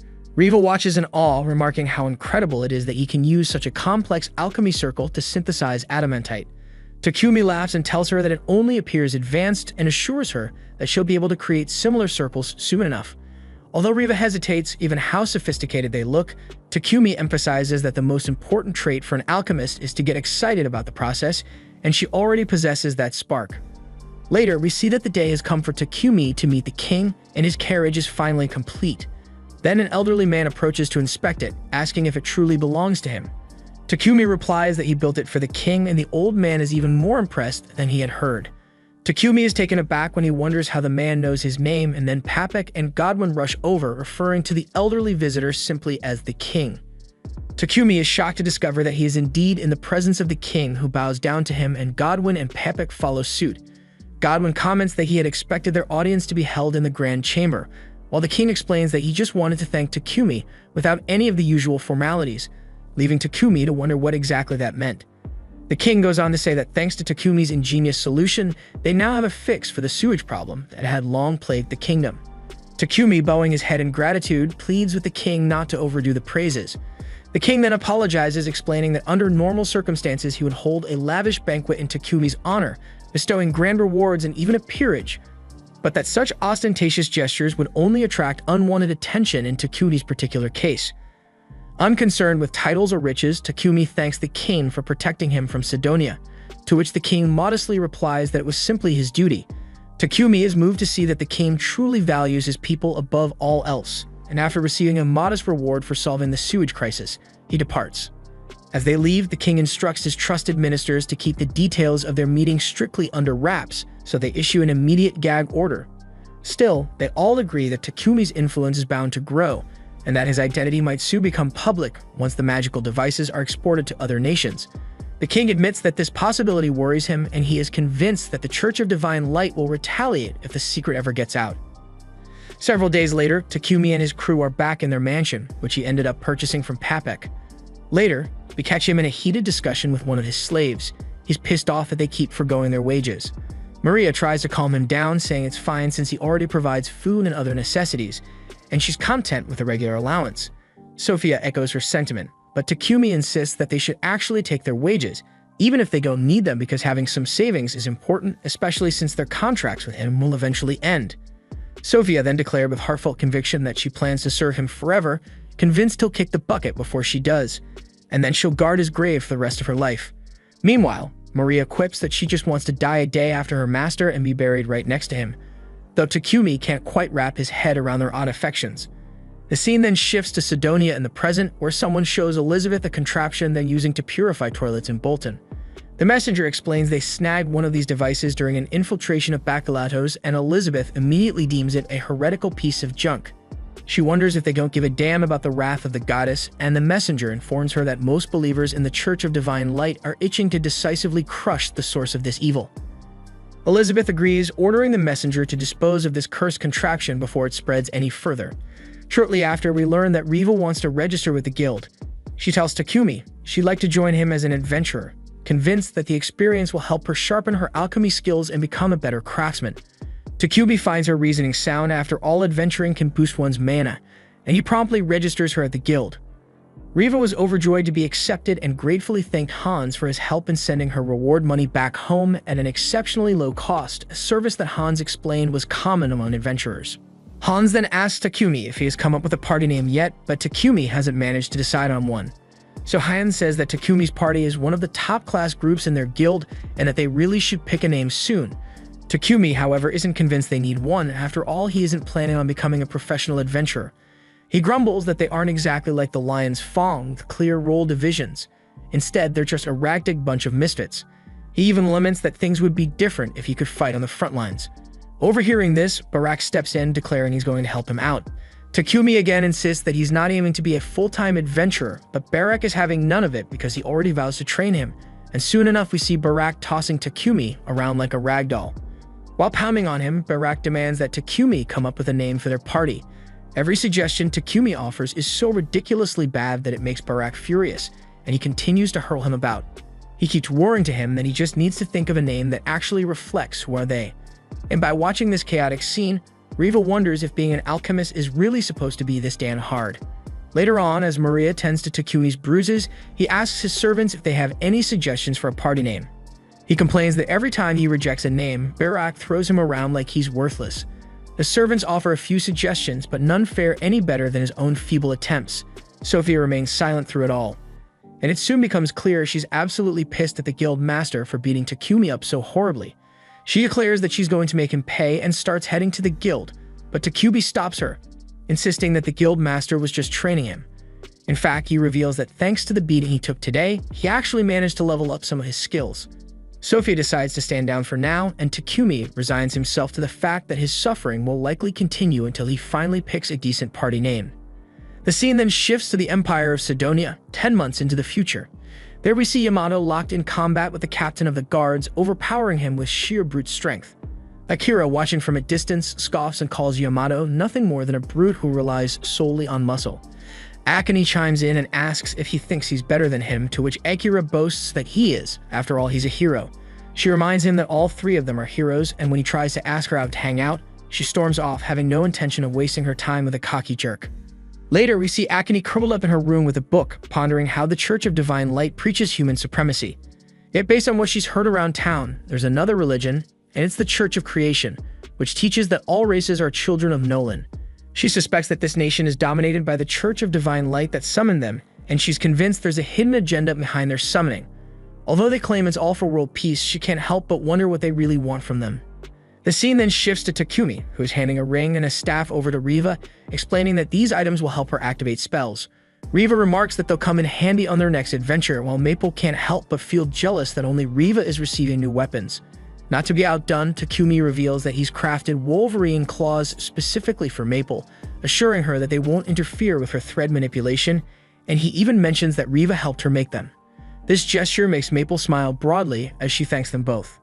Later on, we see Takumi once again getting pummeled by Barak while he desperately rants out a series of new party name suggestions. Every idea is worse than the last, and with each failed attempt, Barak isn't shy about letting him have it. Takumi worries that if this goes on, Sophia might finally snap on Barak. However, instead of losing her cool, Sophia starts instructing him on what he's doing wrong and how he can improve, almost like a freaking strict tutor. After training for the day, Hans approaches Takumi with an escort mission offer. He explains that this job will help build their rank, and when Takumi asks how many days it will take, Barak estimates about 4 days with his super carriage. Hans then reveals that the request is actually from Papek Trading Company. Takumi wonders if the Lion's Fong aren't handling this quest, as they usually do escort missions for Papek, but Hans informs him that they're currently on another mission. Realizing that they're acting as backup, Takumi hesitates over accepting the quest, but his slaves insist, so he eventually agrees. They set off, and Hans hopes that by the time they return, they'll have finally settled on a proper party name.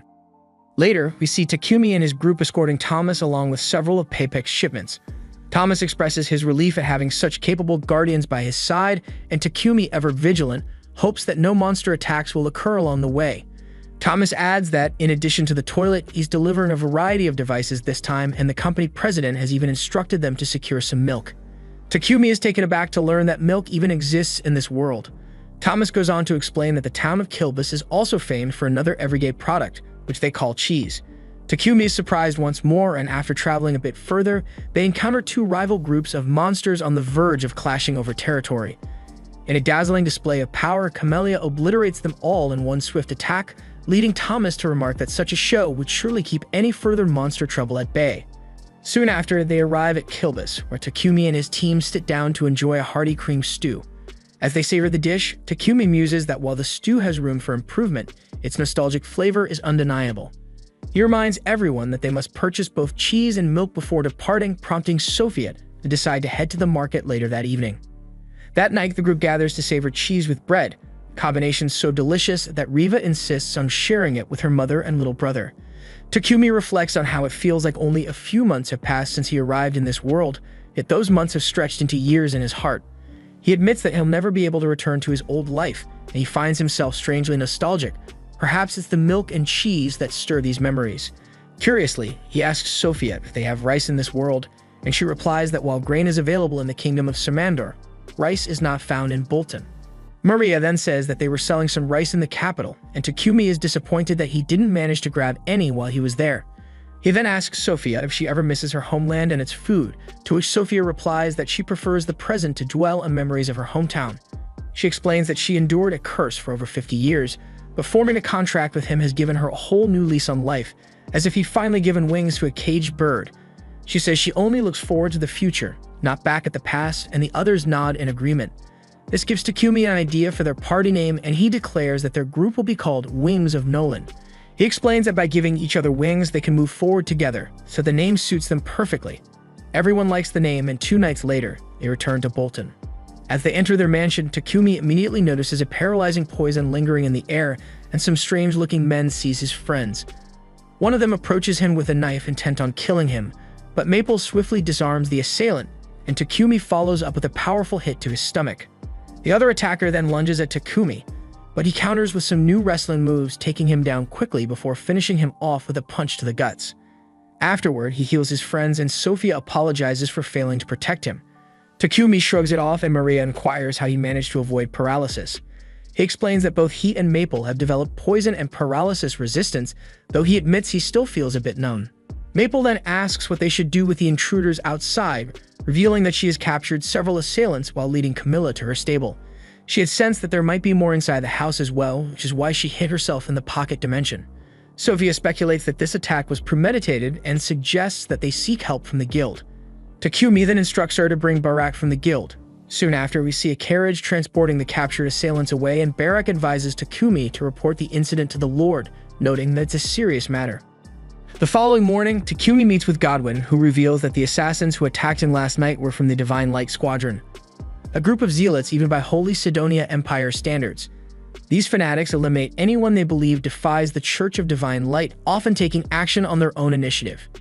Takumi is shocked and frightened to learn that these attackers were indeed trained assassins and not merely common thieves as he had hoped. Godwin is convinced that the root of the problem lies in the magic toilets Takumi created. In the past, priests had to periodically purify the toilets using holy magic, a task that brought in enormous income for Sidonia's clergy. Now that Takumi has eliminated their main source of revenue, the priests are determined to take revenge. Takumi briefly considers going off the grid, but Godwin and his subordinates assure him that he'd be safer if he remains in their sight. After all, they can actively support him. The Guildmaster insists they need to improve Takumi's security during adventuring. Takumi nervously protests that he'd rather take a break, but the Guildmaster refuses to let his party, one of the top 5 in their city, halt their work. With Sophia promising to keep him safe at all costs, the Guildmaster finally convinces him to continue his adventuring duties. Later, Takumi heads to the Adventurers Guild to officially register his party under the name Wings of Nolan. The receptionist compliments the flashy name but warns him to be cautious, noting that rumors are already circulating about someone sending assassins after him, and that many now believe he has a high bounty on his head. That night, Takumi gathers his girls and shares the receptionist's warning. Although he feels guilty about putting them in danger, they confidently assure him that they will protect him with everything they've got. Takumi feels relieved after hearing the reassuring words, but he's determined not to have the girls and the knights devote all their time to guarding him. To solve that problem, he devises an idea, to cast a magic barrier around his house that repels anyone not registered with it. He plans to create a magic device to project the barrier and asks Riva to help him. Thinking ahead to their upcoming adventures, Sophia suggests that they add a tank to their party. All the girls chime in, jokingly insisting that they wouldn't let any guy join. After all, the bigger his harem, the prouder they are. Takumi agrees with their suggestions, but he has no clue where to find a female tank or attacker to join their ranks. Sophia then suggests contacting the Mule and Slave Trading Company, as it might be a good starting point. With that settled, the girls retire for the night while Takumi begins crafting the magic circles for his safety device. The next morning, as Takumi is about to start working on the device with Riva's help, Sophia approaches him, eager to contribute as well. Takumi assigns both her and Riva the task of engraving the alchemy circle onto metal plates. Later, he sprinkles pixie dust over the plates to imbue them with magical energy. At that moment, they catch sight of Maple riding Camellia and charging at enormous silk dolls, playfully pretending they are enemy golems. Riva remarks that golems too are a product of alchemy, and Takumi nods, admitting he's aware of them, but that their complex core has kept him from attempting to make one himself. Riva muses that a golem could be the perfect tank for their party. While Takumi agrees in principle, he accepts that his current skills won't allow him to create one yet. He then resumes work on the barrier device. As he links the magical circles, his mana manipulation skill maxes out and unexpectedly evolves into a more refined spell control skill. Takumi realizes that leveling up his spell control might one day enable him to construct golems. Meanwhile, in the distant empire of Sidonia, the Emperor learns that the Divine Light Squadron has been captured, and apparently they couldn't even take their own lives before being caught. Realizing that matters have grown even more complicated, his daughter Elizabeth chimes in, insisting that they stop fixating on one man when larger plans are at stake. The court mage explains that they've assembled an ancient magic circle to summon heroes, but they need at least a couple of months to amass the required magic power. At the same time, Takumi attempts to synthesize a golem's core through alchemy, but his skills fall short of the mark. Observing his struggles, Maple suggests that instead of creating one from scratch, he might simply tame an existing golem. Intrigued by her idea, he immediately consults Sophia about where such golems might be found. Sophia informs him that stray stone golems can be found among ancient ruins, while iron golems typically reside within dungeons. Takumi is taken aback to learn that dungeons exist in this realm, and he quickly decides that acquiring an iron golem would be ideal. Despite Sophia's warnings that charging into a dungeon without a proper tank or frontline attacker would be reckless, Takumi is determined and leads his party toward the dungeon. Before they even reach the dungeon's entrance, they encounter a massive stray stone golem. Sophia advises that its control core must be destroyed if they hope to defeat it. However, Takumi is reluctant to destroy the core, as it is the very component he desires. Suddenly, the golem becomes alert, its eyes beginning to glow, and it pivots toward them. Both Takumi and Sophia instinctively duck. While Sophia urges caution, insisting that fighting the golem would be too risky, Takumi counters that if they can tame it, the golem would serve as a formidable tank for their party. Without hesitation, he leaps down to confront the golem, and the girls have no choice but to follow his lead. As the golem advances surrounded by his party, Takumi unexpectedly senses a connection with the creature. He orders his companions to hold their fire, approaching the golem slowly and studying it intently. In that moment, he realizes that the golem was originally programmed to guard ruins dedicated to the goddess Nolan, and it now seems to be reacting to her blessings on him. Relying on his taming abilities, Takumi manages to subdue the golem with ease, much to everyone's astonishment. Maple, excited by the prospect of gaining a new junior, prompts him to name the creature. After a brief moment of thought, he christens the old golem Titan. The newly tamed Titan attempts to communicate, but its language remains a mystery. Takumi considers fitting it with a voice box, yet he quickly realizes that parading such a colossal being into the city would undoubtedly incite panic. He even contemplates transporting the golem via his pocket dimension. However, before he can decide, Titan unexpectedly sheds all its mass and shrinks down into a miniature version of itself. Upon returning home, Takumi immediately sets his mind on designing a new body for Titan. But before he even begins manufacturing, he calls a critical meeting with his slaves. He explains that there are enemies after him and that he doesn't want them to be caught in the crossfire. For this reason, he proposes dissolving their contracts so they can safely return to their own lives. The girls are horrified at the suggestion, insisting they will not abandon him even in the face of danger. In response, Takumi reminds them that he still has Titan and his two pets to protect him, and he promises to pay them handsomely, so that once his contracts end, they won't be forced to be a slave to someone else. But despite his assurances, the girls are reluctant to accept the idea. Suddenly, Maria slams her spear toward him, declaring that if he really intends to release them, he'll have to answer to her first. She launches into a passionate tirade, condemning him for even considering leaving them behind during such perilous times. Overcome by emotion, both Maria and Takumi break down. Sophia then steps in to comfort a tearful Maria, explaining that while she understands Takumi's concern for their safety, his suggestion to send them away during his worst moments hurt them deeply. Reflecting on the unwavering loyalty they have always shown, Takumi apologizes sincerely for imposing his burdens on them and disregarding their feelings. He pleads with them to stand by his side and help fight his enemies, and the girls wholeheartedly agree. A few days later, Takumi completes the new body for Titan, crafted from a blend of adamantite and mithril, outfitted with advanced weapons and defensive features, and even capable of speech. In a nod to his childhood dream of becoming a Power Ranger, he creates a colossal version of Titan that he can literally enter and control as if it were an extension of his own body. As he weeps with joy over his achievement, Nolan, who has been watching his progress as if she were a fan of his YouTube channel, muses that he might have gone a bit too far with that golem. Just then, her assistant bursts in with shocking news about the so-called goddess Anat, whom the Sidonia Empire worships. Apparently, there was never a true goddess named Anat, Instead, due to the fervent devotion of the Church of Divine Light, a being by that name is slowly coming into being, and it's turning into an evil spirit. Nolan had long suspected that such a phenomenon might occur, and she now realizes that it could spark a catastrophic war on Earth, one that Sidonia and its heroes might unwittingly ignite. Unable to intervene directly in the mortal realm, she had endowed Takumi with his new body and powerful blessings so that he could rise to the occasion and save the entire realm. The scene then shifts to a year ago in a modest development settlement near Bolton, where a beast woman named Manny is seen grieving at a grave until an acquaintance summons her away. Sitting inside one of the train's carriages, Manny overhears a conversation in which people lament that there's no escape but this village, and they bemoan how the local economy collapsed because the nobles did whatever they pleased, leading to the village's destruction and abandonment as the nobles fled to nearby lands. One woman in the discussion even points out that Manny's husband labored himself to death without receiving proper care, placing the blame squarely on the nobles. A year after the village was abandoned, Godwin learns that the refugees were kindly taken in by Count Rockford at that time. His two subordinates are incensed by the nobles' pettiness over the matter, but Godwin stresses that they cannot forsake those who have lost their homes. In fact, Rockford has sent a letter requesting that the 1,000 refugees be granted a new home, so it was clear that a vast expanse of land was needed. But the only available territory was notorious for its roaming monsters, a formidable obstacle that could only be overcome by summoning the one person uniquely capable of handling such threats. Shifting our focus, we move on to Takumi, who believes it's a brilliant plan for the Wings of Nolan to tackle a dungeon challenge. Upon arriving at the labyrinth's entrance, Takumi reflects that it is the first time he has to explore such a mysterious place.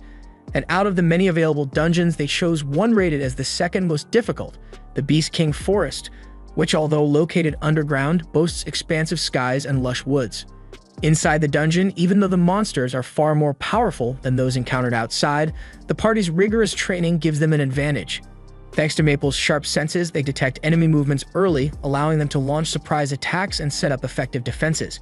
Moreover, with Titan taking the brunt of the monsters' assaults as their tank, the Wings of Nolan systematically defeat the bosses on each floor and collect the treasures that drop in the wake of their victories.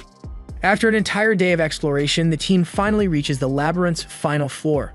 Spirits are high as they marvel at having come so far with hardly a scratch on them, and Takumi attributes their success to their careful avoidance of traps. But no sooner does he finish his remark than he inadvertently steps on a concealed false floor, triggering a massive iron ball that begins to roll ominously behind them. Fortunately, they manage to sprint away just in time to evade its crushing impact. Once they regroup in safety, Maple quips whether Titan could have simply destroyed the iron ball. Takumi explains that while Titan certainly had the power to do so, he had commanded an orderly retreat instead, and Titan had obeyed perfectly. In the midst of their conversation, one of the passageways mysteriously seals shut, leaving them no choice but to follow the sole remaining route.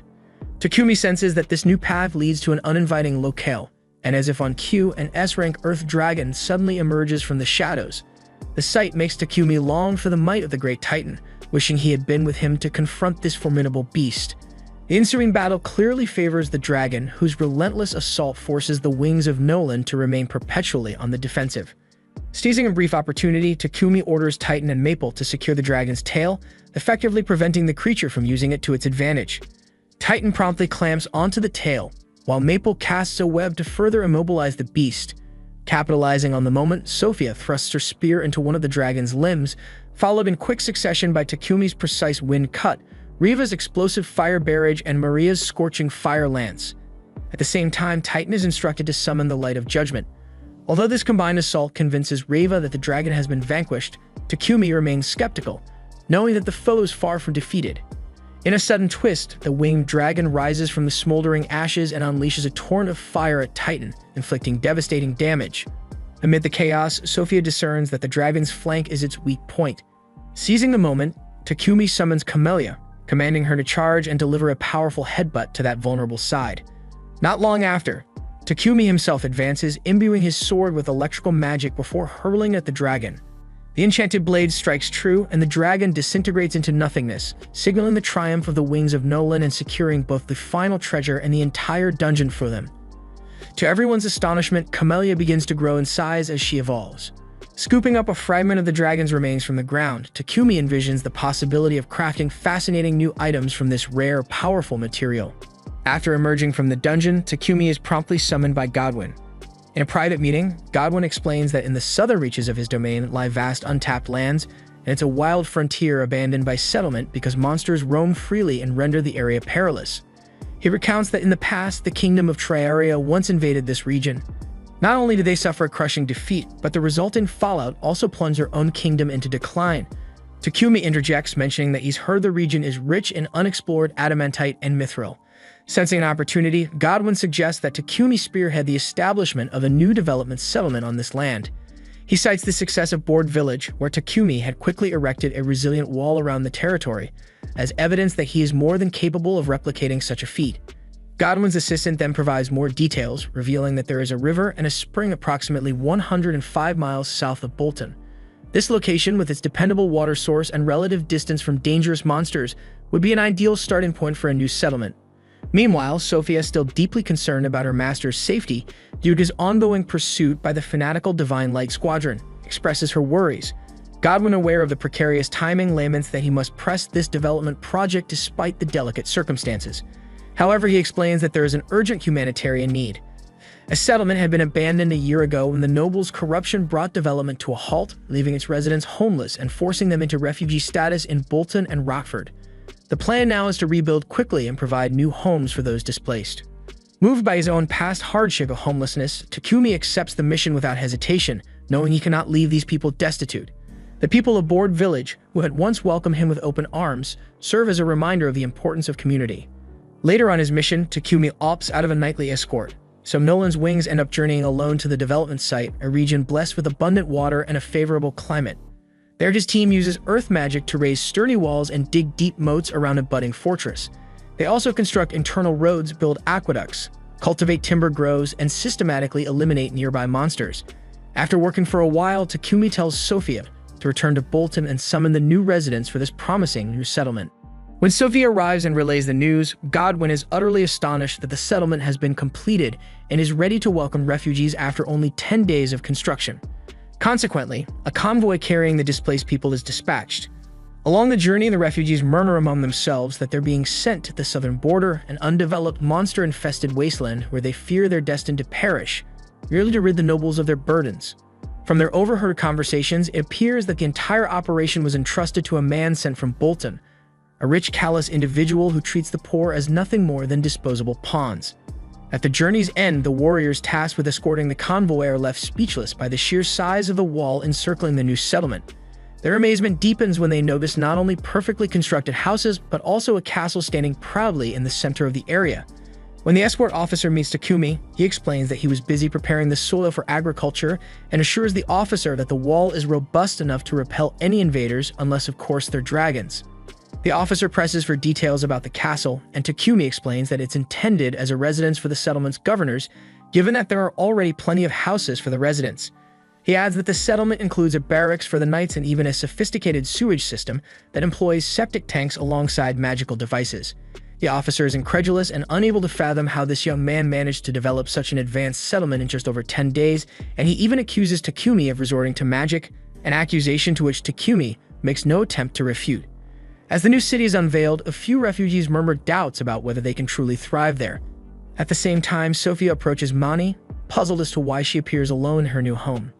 Mani explains that her husband died back in their old village, so Sophia sympathetically remarks that running a farm solo must be incredibly challenging, and she inquires if Mani might be interested in taking on a different kind of work.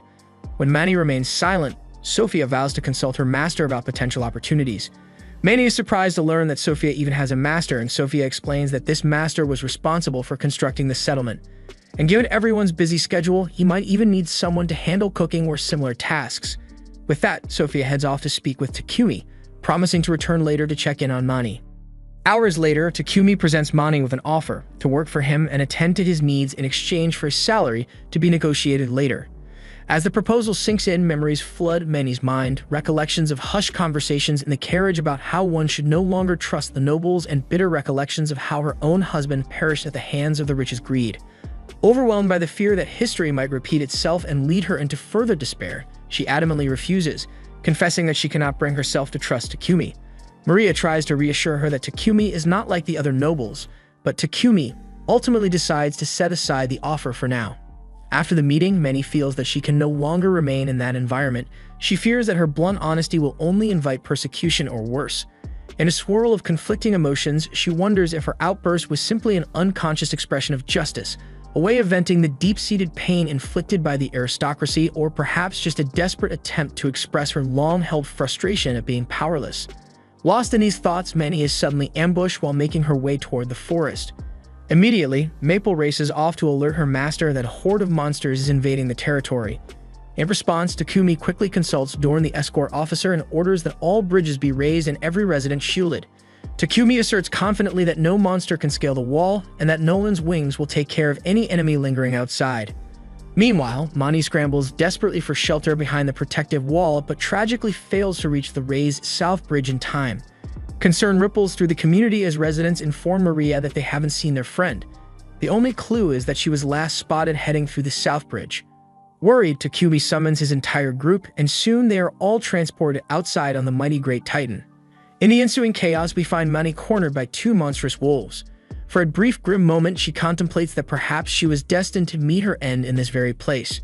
Just as the wolves are about to sink their teeth into her, Takumi bursts onto the scene with his halberd, swiftly dispatching the beasts. After the skirmish, Manny reports that many other monsters are still roaming free, but Takumi remains unconcerned, confident that these threats will not prove insurmountable. Just then, the rest of the group returns, reporting that all remaining foes have been vanquished. Takumi, with a playful smile, jokes that they truly are the best crew around. As she listens, Mani notices that Takumi has sustained an injury. Without hesitation, she quickly tends to his wound and apologizes for her earlier harsh words. Takumi, however, simply shows his relief and gratitude that she wasn't harmed. After all, he is determined that no villager under his protection should ever be injured, as he dreams of a peaceful life for everyone. In that moment, Manny begins to see that this young man is nothing like the corrupt nobles she once knew. He is kind, genuine, and truly magnificent. Realizing it may be too late to turn back, she confesses her heartfelt desire to serve him as he had previously offered. Takumi gladly accepts her into his fold, and the other girls chime in to welcome their new comrade. Meanwhile, back in Bolton, Dorn reports to Godwin the resounding success of Takumi's efforts in establishing the new settlement. Brimming with pride, Godwin muses whether this thriving town might serve as the vital cog in their grand plan. Elsewhere in the sacred empire of Sidonia, the king receives a letter from the kingdom of Triaria. The message states that a fortress town with a formidable castle has suddenly sprung up on the undeveloped lands near the kingdom of Barcula, and that the knights dispatched there were sent from Bolton. The letter also hints that the alchemist might be involved, a move that could be interpreted as an indirect probe by the Empire of Sidonia. In response, Elizabeth decrees that the kingdom of Barcula can no longer be allowed to dominate the region. Sidonia must assert itself as the sole ruler of the continent. When the king questions her meaning, she explains that the time has come for a decisive counterattack. Returning to Takumi, he inspects a well-traveled road, considering its potential for trade once Mani brings in the lunchboxes the master requested. Suddenly, an explosive surge of energy bursts forth from within a rock, channeled through a fissure and blasted across the continent with overwhelming force. The shockwave blinds and terrifies the wings of Nolan, which had been far from the source. Maple comments that he sensed a very foul mana emanating from the blast, and Sophia's intuition confirms that something is dreadfully amiss. At that moment, Takumi recalls that Nolan had manipulated time when summoning him to this world, sending the alchemist back a year before the heroes were even called, and that it has now been exactly 1 year since his arrival, meaning they have finally reached a pivotal moment. In the midst of these stirring events, Akira Yamato and Akane appear in the mysterious Hall of Sidonia, where they are warmly greeted by Elizabeth, setting the stage for the next chapter of their epic saga. Then we see that 3 months pass after the hero was summoned, and all of them have now reached A rank. Nolan, ever watchful, anticipates that Sidonia will soon make its move, and just as expected, Elizabeth gathers the heroes for an important announcement. With a mix of excitement and solemnity, she declares that the time has finally come to introduce the world to its new heroes, and she plans to take them across the continent to display their power. Akira and Yamato are thrilled at the prospect of venturing out and being hailed as heroes, while Akane, though clearly uneasy, masks her suspicion and pretends to share their excitement so that neither Elizabeth nor the king become aware of her doubts. Meanwhile, we see that the village that Takumi built has been christened Wedge Fort and is thriving, with merchants and craftsmen moving in to launch their businesses. The prosperity is palpable, a testament to his vision and hard work. Outside the village in the forest, Sophia is busy slaying monsters. After she cuts one in half, a nearby maple calls out to her and proudly displays the creature she captured. However, Sophia instantly recognizes it as a bush lizard, a creature she'd seen before, and her heart sinks as she realizes that the monsters in the area seem to be growing stronger. Alarmed, she reports her findings to the others. Many offer to help with the exterminations, but Sophia insists she can handle it on her own. Her worry stems not from the task itself, but from the sudden inexplicable surge in the monster's strength. She speculated that these monsters were being driven out of their natural habitats for some unknown reason, and she couldn't shake the thought that the dramatic mana fluctuations they had experienced 3 months earlier might be behind this change. After all, if that surge of energy was significant enough to catch their attention, it likely had a profound effect on the local wildlife as well. Amid these unfolding events, Takumi, recalling Nolan's words about the heroes being summoned, knows he must proceed with extreme caution, even as he remains uncertain about what to expect next. Later that evening, Dorn informs Takumi that Barak urgently requests his return for a new quest. Agreeing to head back soon, Takumi first inquires with Dorn about any noteworthy happenings in Bolton during his absence. Dorn replies that nothing significant has changed except for a rumor circulating about 3 new heroes emerging in the Empire of Sidonia. Back home, news of these supposed heroes quickly sparks a lively discussion among the group about the implications of their summoning in Sidonia. While the others, unaware of the true nature of the heroes' summoning, Maria speculate that Nolan must have brought these champions to Sidonia in an effort to remedy its past misdeeds, but Takumi remains cynical, because in his eyes, Sidonia is still as rotten as it was when they once tried to kill him, and all he can hope for is that these newly summoned heroes turn out to be honorable. On Sidonias, we see that unfortunately reality proves even harsher because Akira and Yamato have now earned a reputation as certified scumbags. Then, as the group prepares to board their carriage, Yamato sneers, questioning whether they truly intend to bring along that filthy demi-human. Lulu attempts to apologize for offending him, but Yamato is quick to dismiss her, outraged that she would even dare speak up. Akane immediately stands up for Lulu, asserting that Lulu is her personal attendant and should be treated with respect. In response, Akira spits that demi-humans are nothing more than slaves. Despite the tension, Akane's fondness for Lulu convinces him to allow her to ride along with them. Just before departure, Elizabeth and the king gather the heroes to pray to Anat, invoking divine aid to ensure their success in battle. Even if Anat wasn't once real, in this moment she has clearly become an active force. Upon returning to Bolton, Takumi and his party consult Hans for any news on the heroes reportedly summoned in Sidonia. Hans reveals that the group consists of 2 boys and 1 girl, and they all have black hair, which leads Takumi to suspect they are Japanese like himself. Hans adds that these heroes are supposedly on a mission to visit every church in Barkula, though he hints that this is merely a cover for their real objective, likely to demolish the churches of Nolan. In any case, Hans informs Takumi that Pepek has requested his party to escort him to the royal capital, and since it's a request from Pepek, Takumi agrees to the mission without hesitation. While everyone is busy preparing for the escort mission, Mani approaches Takumi with a hopeful request. She wants to join the team. Takumi hesitated at first, explaining that escort missions were perilous and given her limited combat abilities, she might be at risk. Many understood his concerns but confessed that remaining in the mansion, isolated while everyone else was out on dangerous errands, made her feel unbearably lonely. Seeing her genuine distress and with Maria and Sophia echoing her sentiments, Mani pleaded with Takumi to reconsider. She reminded him that she could wield earth magic, so she wasn't completely defenseless. Her earnest, pleading eyes made it impossible for him to refuse. In the end, Takumi agreed to let her join the mission on one condition. She must stick close to either Maria or Riva at all times. Overjoyed by the decision, Mani promised to do her best, though they would need to register her as an adventurer later.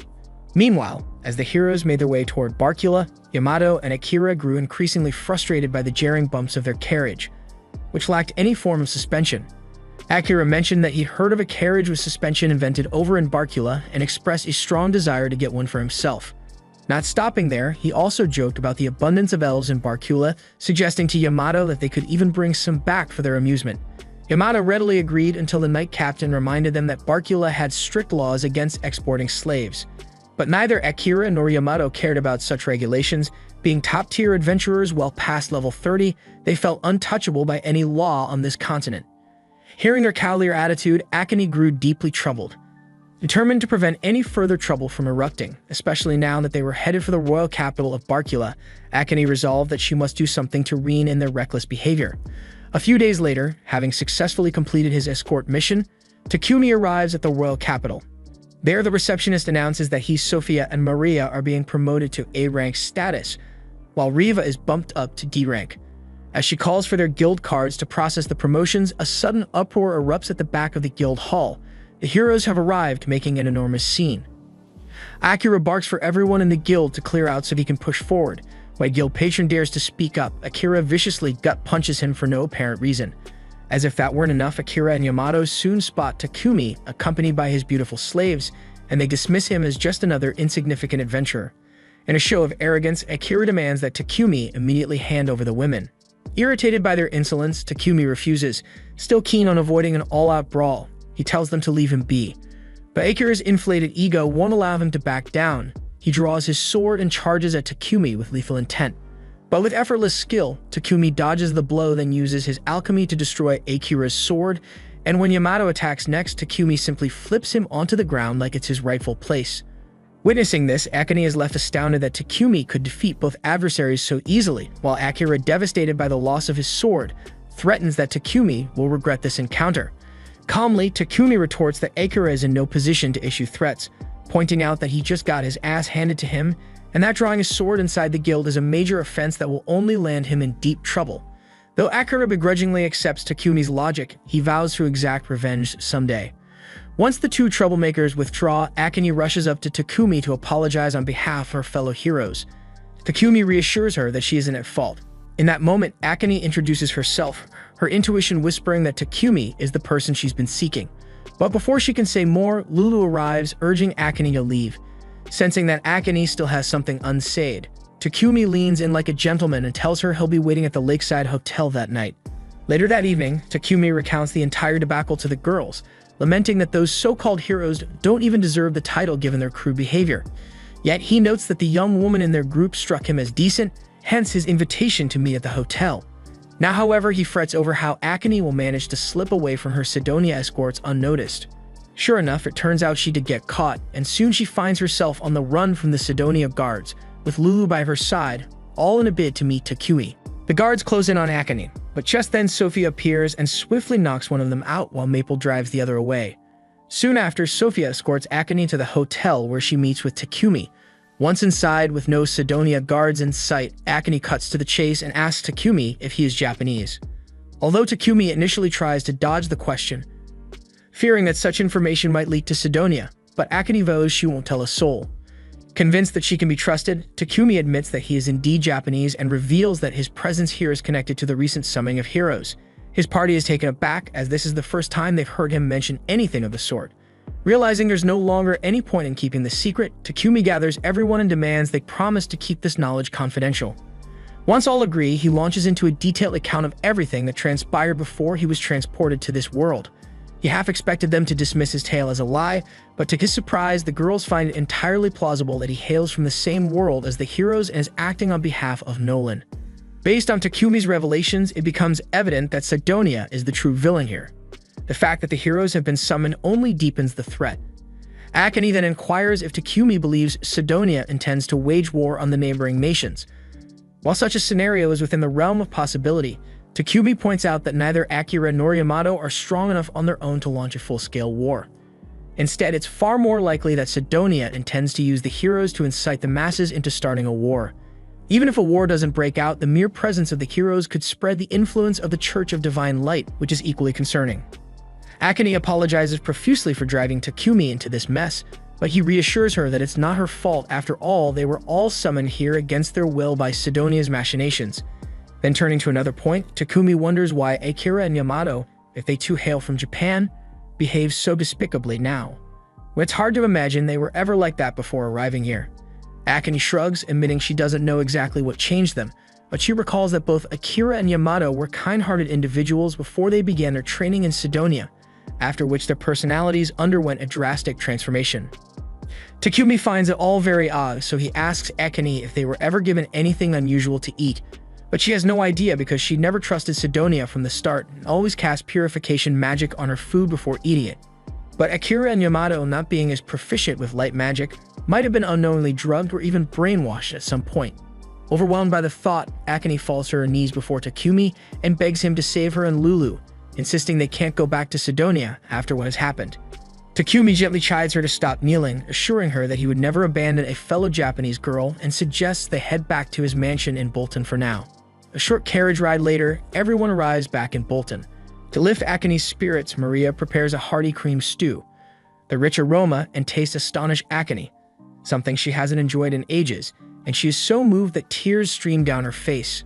Meanwhile, over at Wedgefort, a guard on the wall notices unusual activity in the forest. Upon closer inspection, he realizes that a monster stampede is underway and rushes off to sound the alarm.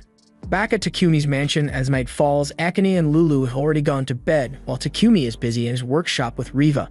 He plans to discuss Akane and Lulu's situation with the king later, but for now their safety in his mansion is assured. Seizing the moment, he calls all the girls together.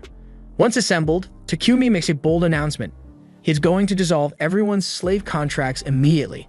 The girls are heartbroken, fearing yet another abandonment, but Takumi quickly clarifies that this is not a bid to leave them behind.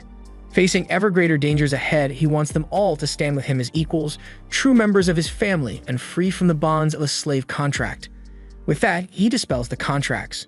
Energized by the newfound unity, he returns to his workshop and manages to finish crafting 2 legendary swords he'd been working on.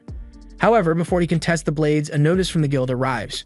Reading the details of an emergency in Wedgefort, Takumi is horrified by the scale of the disaster, and the stakes have never been higher. And immediately, Takumi and his girls rush to the guild, where the Lion Fang party and the guild master are already waiting. As soon as they arrive, Takumi inquires about the situation in his new town and learns that a stampede of monsters is barreling toward it. The Knight Captain has called on the guild to send their finest adventurers, but unfortunately, most of the high-ranking parties are out on other quests. Takumi's concern deepens, yet the receptionist confidently assures him that the 3 parties being dispatched for the mission are worth more than 100 other teams combined. At the mention of 3 parties, Ryo starts to panic because he clearly knows who the third group is and isn't thrilled at the prospect of dealing with them. Before long, the Crimson Rose, the notorious third party, arrives. Their leader Marilda steps forward to introduce her all-female squad, greeting both Takumi's party and the Lion Fang group while deliberately ignoring Ryo just to rile him up. The guildmaster then commands everyone to head to the new town and hold the line until the night order arrives. They promptly pile into Takumi's carriage, with Takumi leaving Akane and Lulu back at the mansion, and he even keeps Titan on guard. Inside the carriage, Takumi presents Sofio the legendary sword he just crafted. He explains that he created a pair of unique blades, one designed to inflict brutal physical damage, which Sofia receives, and the other meant to inflict mental anguish with even the slightest scratch, which he plans to wield himself. Before long, the carriage pulls up at the outskirts of the new town. Confident that the tall wall will hold back the monsters long enough, Takumi is shocked to discover hundreds of winged beasts nearly scaling the wall, while even the ground-based foes have begun to climb. Realizing there's no time to lose, Takumi and his team immediately launch an all-out assault on the invaders, slaughtering them en masse to ease the pressure on the guards who hastily open the gates for reinforcements. Once inside the city, the 3 parties divide up to tackle the monsters lurking within the walls.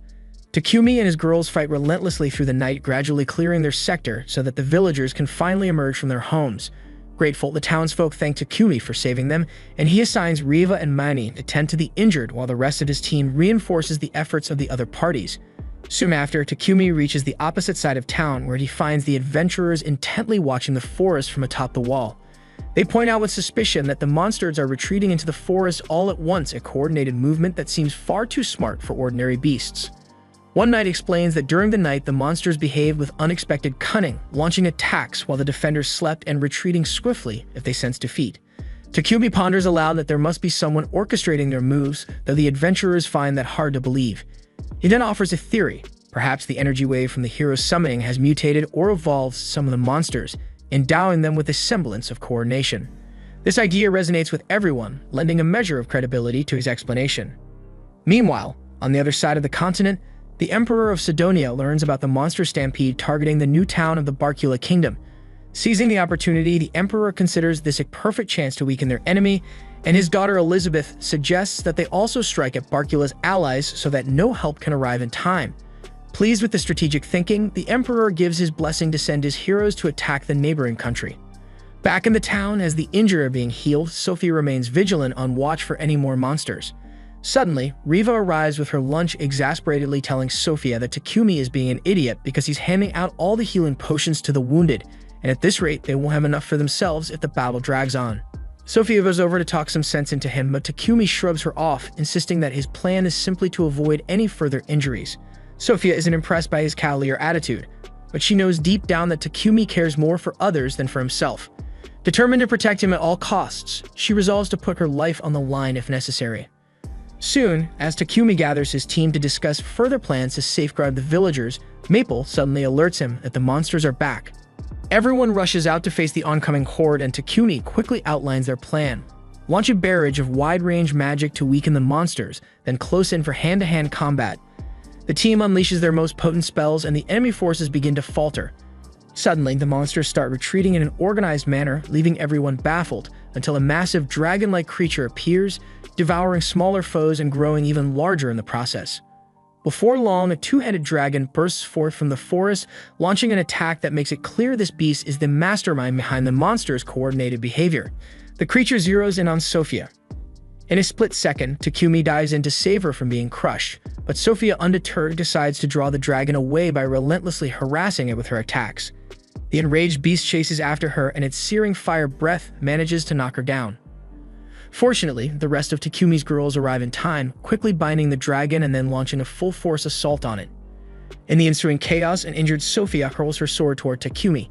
Seizing the opportunity, he combines the power of his two magical swords and delivers a decisive blow that defeats the dragon.